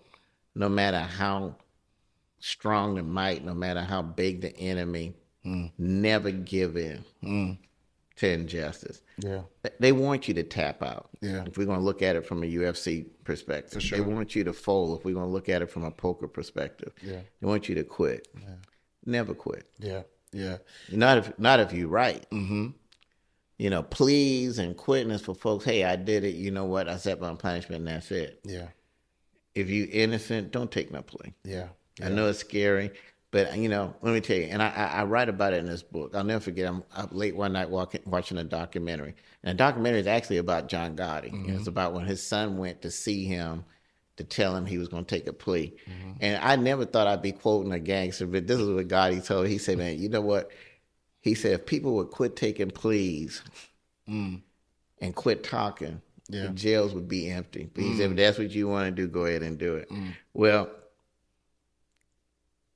I agree, and I'm split. Okay, if you really did do something, if you killed somebody, take responsibility. I'm fine. Okay, whatever. Right. But to take pleas for something you didn't do, and I understand the financial risk to everything else risk, but this system is not going to change if innocent people keep folding to a judicial system that's pushing conviction. You know, they get up there and we got a 90% conviction rate. Well, 90% of the people plead. Right. Well, when we go to trial, we usually win. Well, hell, if you lie to grand juries and rigging the trial, that's why you win it. Did you really win, or did you cheat? Yeah. And we need a fair system where if a man is innocent, he should be able to take that case to trial and get a fair shot of presenting all the evidence. How do you tell a person they can't present evidence that can free them? Right. You're not saying you right. On a small scale, to that point, on a very small scale, one of my general contract, I had some work done in my house. The general contractor didn't do a good job. So I didn't pay him in final balance. He sued me, took me to court, right? I couldn't make it to the court, so they had me present myself over Zoom. He was there physical. Because he was there in person, he got to present evidence, and I didn't. Because I was over Zoom. And guess who won? He did. Easy. Because they didn't allow me to present my evidence because I wasn't there. They didn't say, because you're not here, we're going to reschedule the trial. They said, because you're not here, you can appear on Zoom. Okay, cool. So I should be able to present my evidence via Zoom as well, or some kind of way. But so that goes to your point. That example's on a small scale. Yours on a big scale where somebody loses time from their life because of the same fact. Absolutely. You giving a judge the ability to tell someone that evidence that can clear them, they can't present. Right. They should be able to present whatever they want because their life is on the line. Because if they're guilty, if you got a solid case, what are you worried about? Exactly. Let me tell you something that never worried me. You know, people always, well, you locked up a lot of people. I have. You fired a lot of people. I have. Right. I mean, I've probably fired more people than the reality show that the president used to be on saying you fired, right? But let me tell you this. Here's the difference why I don't worry and why I don't have a lot of problems. If I arrest you, if I fire you, it's because you did something. I didn't wake up one day and say, you know what, I want to lock up Jay. Y'all found a dead body. Hey, get his fingerprint and put it over there, and let's see if we can put a case on him or something like that. Cases that I dealt with, either a warrant was given to me for the person, or we found a body, we found a fingerprint, we got a witness, we got whatever. Okay, that's the person. So it's not like I wake up in the morning and decide, hey, I'm gonna lock Jay up. Okay, we're talking about a group of people, like in my case. Okay, you know what? We want to lock up Victor Hill. Okay, well, we need to find something. Okay, well, let's start looking. Oh, my goodness. Did he drive his car out of town? I think that's theft of a motor vehicle. You know what I'm saying? Right. Okay, or, well, this guy was put in a chair. Okay, well, I think we can make a crime out of it. There's a difference between targeting a person and coming up with a reason to indict them. Then a crime was committed, you were called to it, or you witnessed a crime and you handled it. So there's no one out there that can say, hey, I was walking around a crime scene dropping blood drops because I got their blood that I got from phlebotomist because I want to put them on a crime scene. Right. Any situation I got involved with, it was brought to me and a suspect was developed. We wasn't trying to make you a suspect. Yeah, I don't like you, so I'm gonna make you a suspect. I don't like you, so I'm gonna put this crime on you. Well, we can't do it. Well, let's make up a crime. That's when the system. That's what we got to stop. If you win office, what would be the first bill or reform that you would try to get passed? The first thing that I would love to see happen is that grand jury reform. We did, and I actually put it on my social media, and I believe it's on my webpage now. They should have updated it. Not only will that stop so many wrongful convictions and wrongful prosecutions, it would unclog the criminal justice system. We wouldn't have as many people going to prison, and the people who are going to prison would be legitimate cases that can be proven, not just hearsay where you're talking to a group of people and that person can't defend themselves. So ultimately, not only would that stop innocent people from going to jail, but it would reduce the prison population. And you got to think about the prison population costs the country about $6 billion a year. You got to understand how much $1 billion is. If you sleep for 1 billion seconds, you slept 32 years. Yeah. If you lay $1 billion in the end and it circles the earth almost 4 times, imagine if we was just able to cut that budget by $1 billion. And then after that, the next bill I would like to see, which that $1 billion could be used for, is imagine if, and I've seen this with my own eyes, I was in a country in Africa, I went there as an advisor, and a guy told me, hey, we don't have any homeless people here. Really, how'd you do that? They built buildings for them to live in. Now, it wasn't the Hilton, but at the same time, it wasn't a Motel 6. He said, everybody here has a place to live. So nobody can be out here panhandling or saying they don't have a spot or have a camp. They provide housing. And then they also provide ways for the people to have something constructive to do to make a living so they're not just sitting there all day doing nothing. But then after that, so let's say we get the homeless off the street. Now you've created jobs too as well, because you got to have places built for them. That's construction. You got to have security there for them. That's more jobs. Okay, then we still got the mental health people. They're homeless too. Why? There's no mental asylums for them and they can't stay with anybody. They have to stay someplace separate. Now we don't have all this dangerous stuff going out there. It's safer, but now we've created jobs there as well too. Those are the 3 bills that if nothing else is passed, it would be worth it just to see that. It could change the whole scope of crime, punishment, and make everything safe at the same time. When you're running on a platform like what you already done for sheriff, and now you're running for what's the actual seat that you're running for?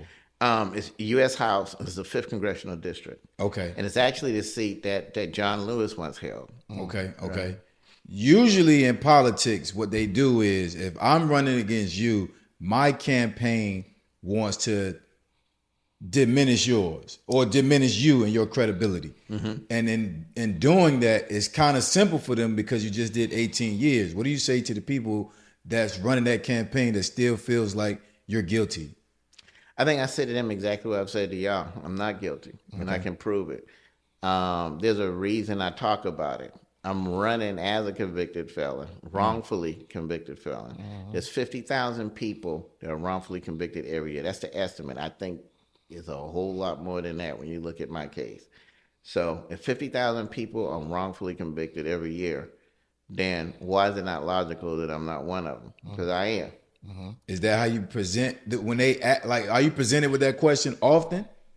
Not often, but enough. Enough, okay. Right. But, anytime it comes out, well, you're convicted, I'm wrongfully convicted. It's easy to throw around, you're convicted. Okay, how did I get convicted? Yeah.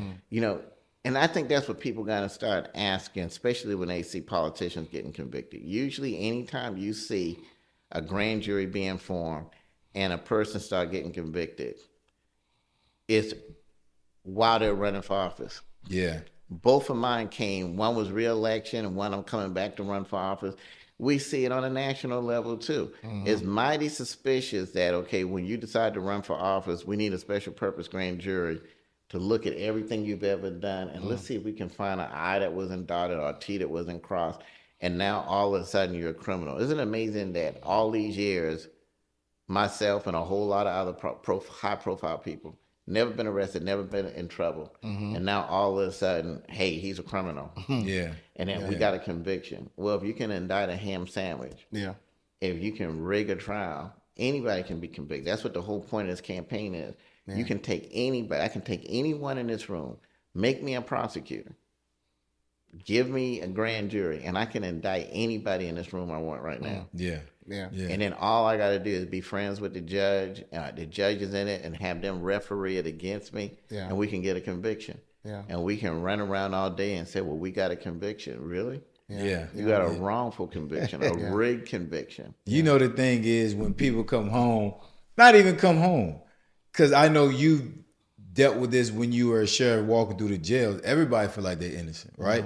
Or everybody will at least say it. I'm wrongly convicted. I'm innocent. I didn't do what they said they did. Now, hearing how you answered that last question, I don't think you care when people say I still think you're guilty. I know probably people don't just come out and say that, but in conversation, you can tell if they feel that way about you or not.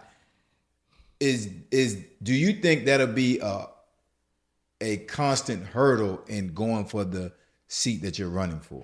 No, I don't. Let me tell you this.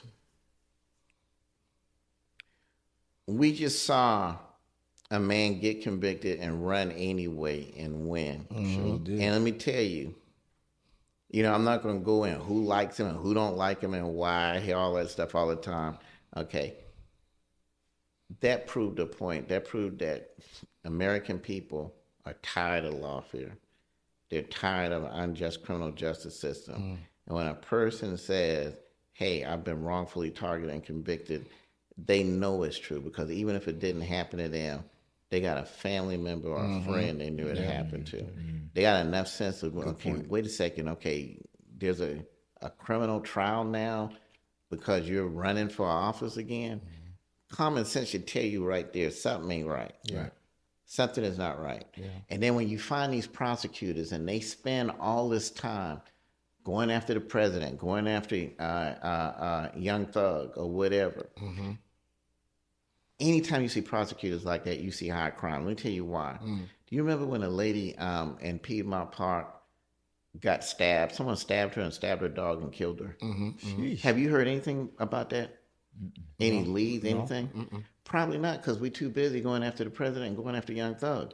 Young Thug is on trial for a year, trying to make it look like he's the Al Capone of Atlanta. Right. Okay, you're trying to go after the president to see if you could stop him from winning. Yeah. Meanwhile, we got a killer still running around the streets of Atlanta. Right. If all the money and time spent trying to go after high-profile people to prove a point, to try to control an election, was spent going after the real killers, like whoever this fool is, we would have a much lower crime rate. If you look at Clayton County, that's what you see, all the shootings, the stabbings, not just stabbings in the jail, but shootings in the street. Right.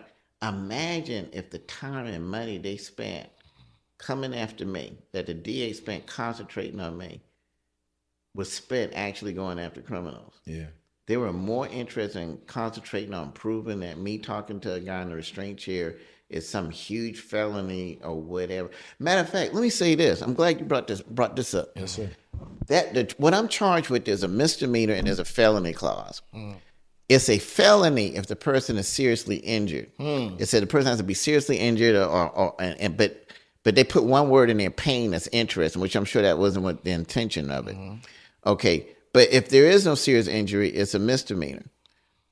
How did I get a felony conviction?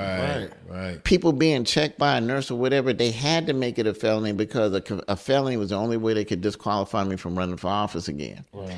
So you spend all this time and money and investigation. Meanwhile, you let a guy out of jail who had already kidnapped his girlfriend, and he goes out this time and kills her in front of cops. Right. You cover up child molestations. You got corruption going on at the county commission, where it's a clear pay for play thing going on with situations like Roman United, the African Fund. It's all on the news, but the DA doesn't even look into it. But you busy coming after me, and what do we have now? Chaos, crime, and any time you see prosecutors like that, and they're not interested in actual crime. Then you get this backlog because now they're too busy doing that. So they're not doing indictments in time. So people are staying in jail 2 years later than they should, waiting for an indictment that they could have got if you would have just done your job. Make sense? No, 100%, 100%. So, again, you have a reputation of, people kind of, revering you, as sheriff, and, how Clayton County, was when you were the sheriff. People even now with your campaign and running for Congress and not giving up and, really just showing, that you're really out for justice. So some people view you as a hero. What would you say to those people? I'd say I'm flattered. Yeah. But I don't know if I'm a hero as much as I believe in protecting people. Mm-hmm. That's what my life has been dedicated to. Yeah. And I believe that you should do right by people. Yeah. And that's what I did. That's what my administration did. Yeah. I think the greatest thing that came out of my tenure as sheriff is this.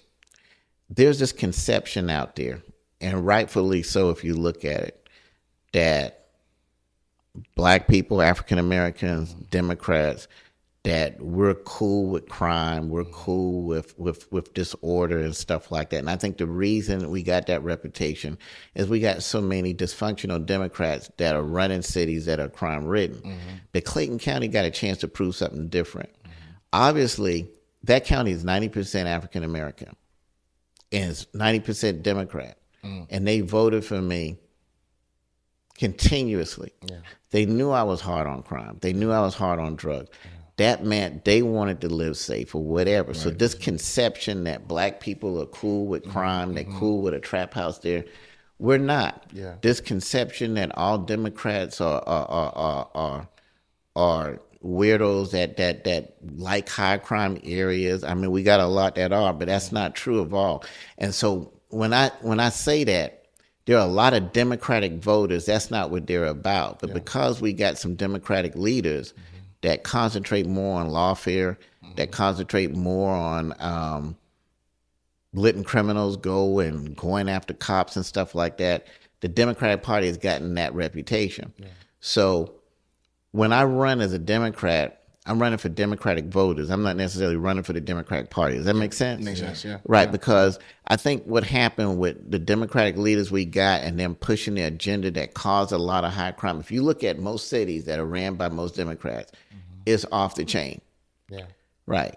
But I don't think that's reflective of Democratic voters. Mm-hmm. I think that's reflective of we got the wrong leaders in place. Yeah.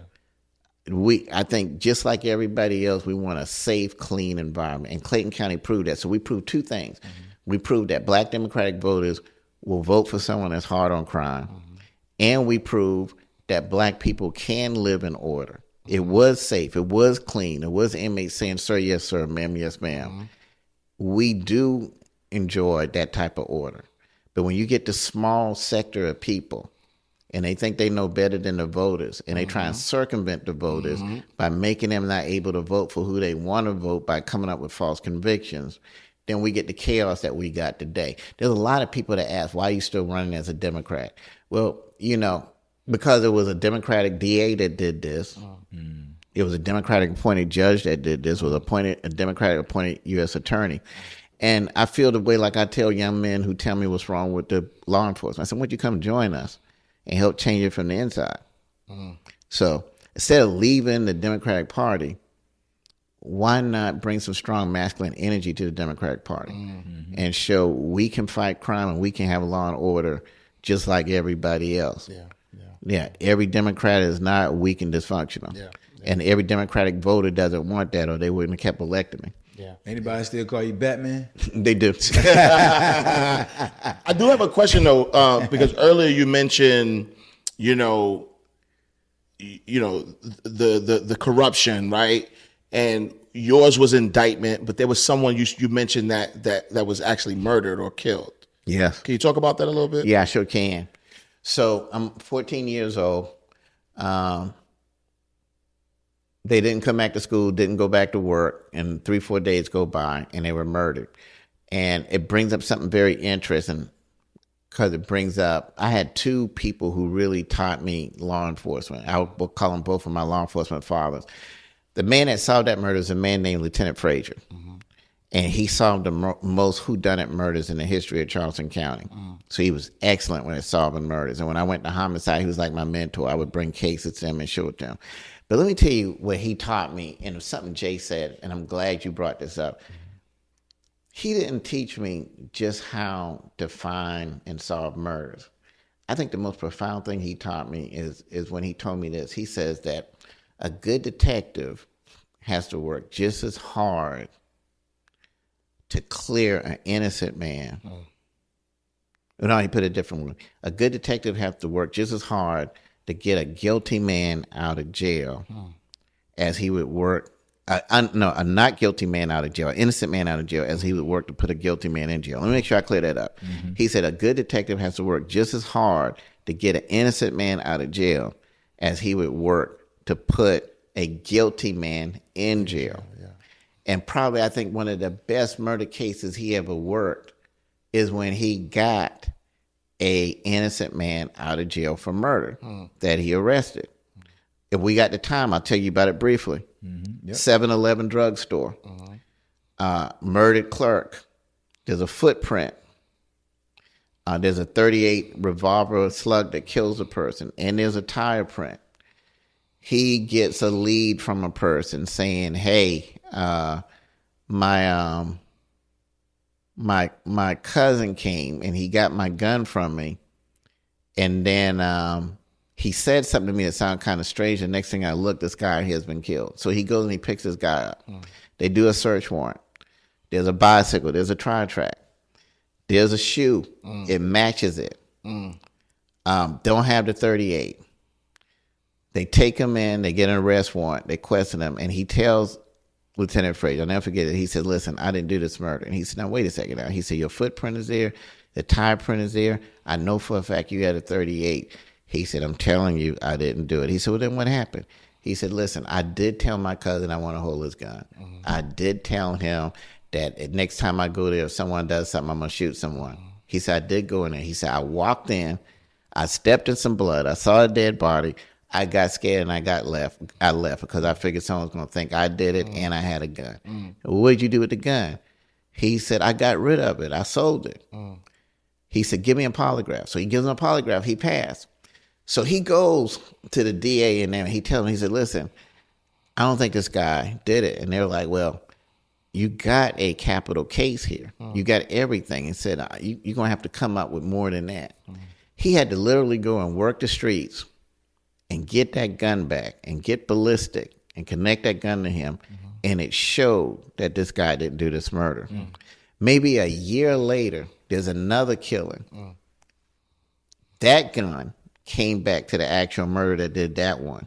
This guy was robbing stores, killing people. And it turns out that he confessed to that particular murder up to the point to where he could tell what he bought, and it came up on the cash register. So you had a guy, you got the footprint, you got this and that. You had the rights. If you the average cop would have let that go. Well, you did it. So he didn't just teach me, hey, it's just as important to get an innocent man out as to put a guilty man in. He showed it. And that's what's missing in the criminal justice system. And that's why we got to fight the type of people that were involved in my prosecution.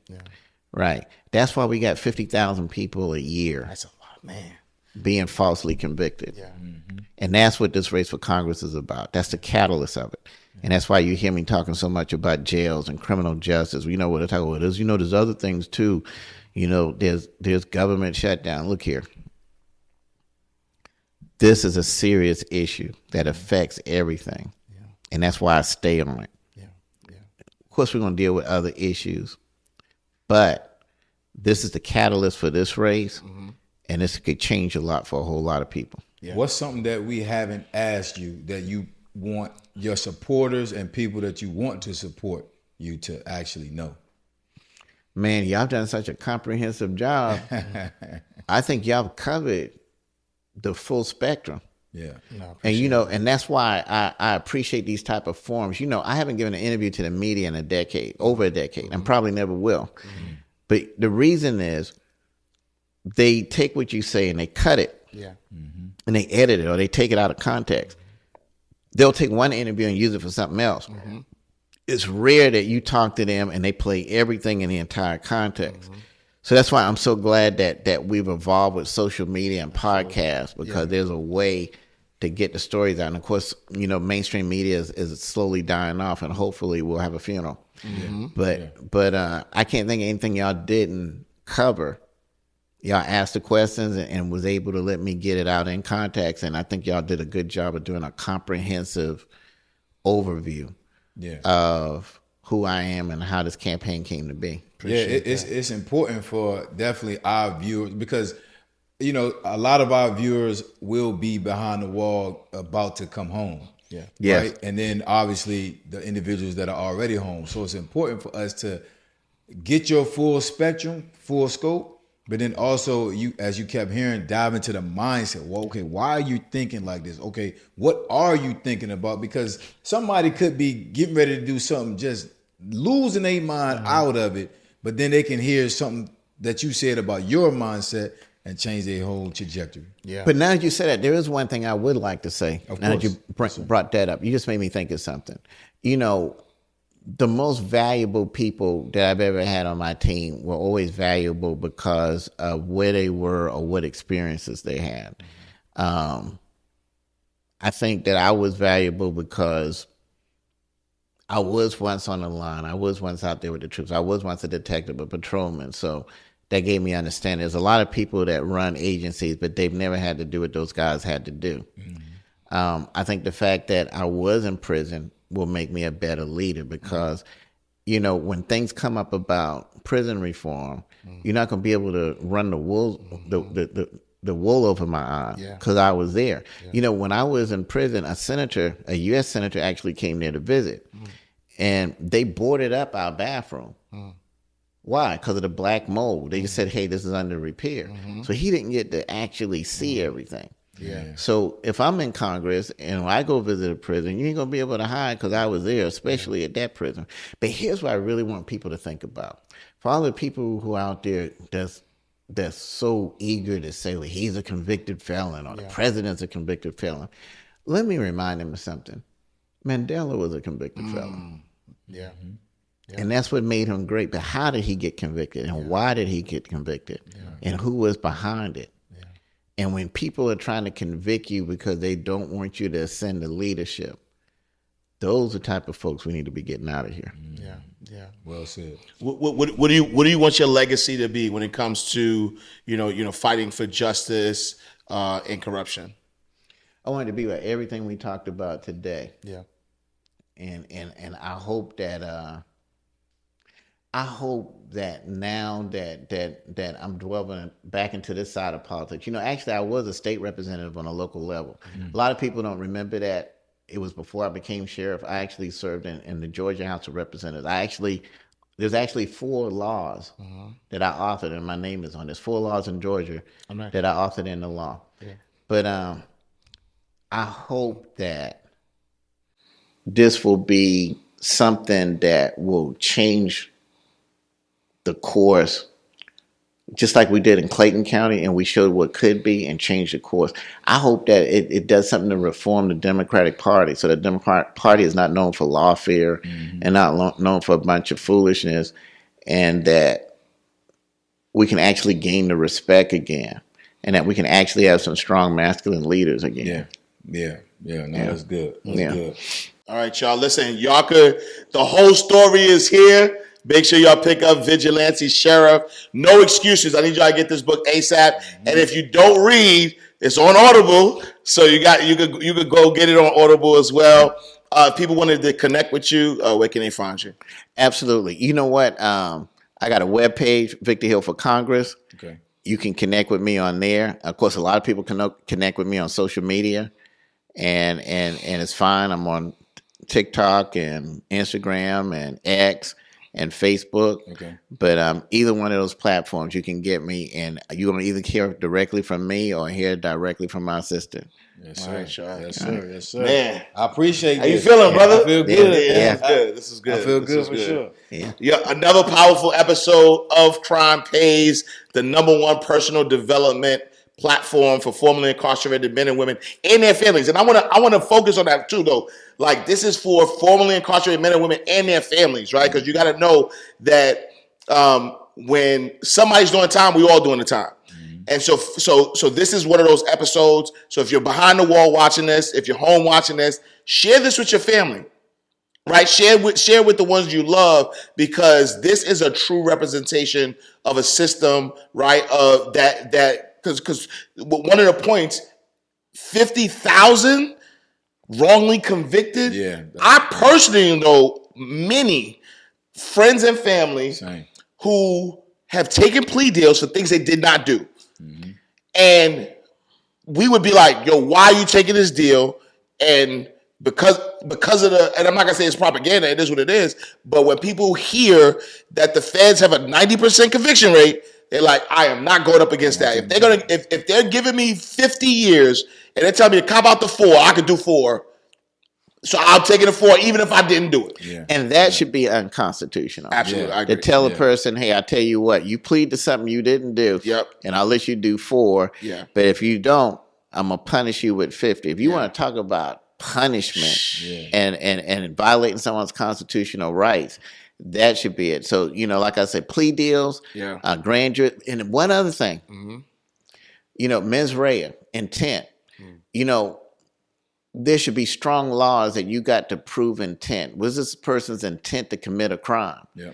Because a lot of people are serving time in prison for mistakes, something they didn't even intend to do. So was there an intent? Even if you look at murder charges, there's different levels. You got involuntary manslaughter, you got manslaughter, and you got murder. Well, the difference is the intent. Involuntary means I didn't intend to kill someone. I made a mistake. I accidentally did something. Totally different than I planned your murder, your assassination. And that's why there's more time for that. But there are people being prosecuted where there's no intent whatsoever. You can see the videos of me putting people in the restraint chair. I'm sure anyone could look at that and see there's no intent to commit a crime. How could there be? It's in our policy and it's in state training. But I was sent to prison for something where no one can prove intent to commit a crime. And I think that's something, too, we got to do with the criminal justice system and make sure. And let me just say this. For people who are convicted or can't vote, some can vote. You still can vote for me, no matter where you are in this country, with your contribution. Think about it. Think how many convicted felons there are. If every convicted felon just gave $5, that would fund this complete campaign. If I remember correctly, I believe there are 9 million convicted felons in this country. So how many of that percentage is wrongful? But whether it's wrongful or rightful, even some people who are rightful, they're over sentenced. You see one man serving 30 years for the same thing another man did, and he's serving 5. So I think every convicted felon should get involved in this race. If every convicted felon just gave $5 to this campaign, that would send a message to all of the corrupt prosecutors and judges, like the one in my case, that the world is tired of it, just like they sent y'all a message when they voted for the president, because they believe, hey, we don't believe nothing y'all say or do because we've seen what y'all done to us. Crime pays family. Let's make it happen. Let's go. Let's make it happen. Let's go, y'all. All right, y'all. Another powerful episode of Crime Pays, the #1 personal development platform for formerly incarcerated men and women and their families. I am Ash Cash, the financial motivator. I'm Jay White, first name, last name. And we'll see y'all next time. Same time, same place. In God's will. Peace.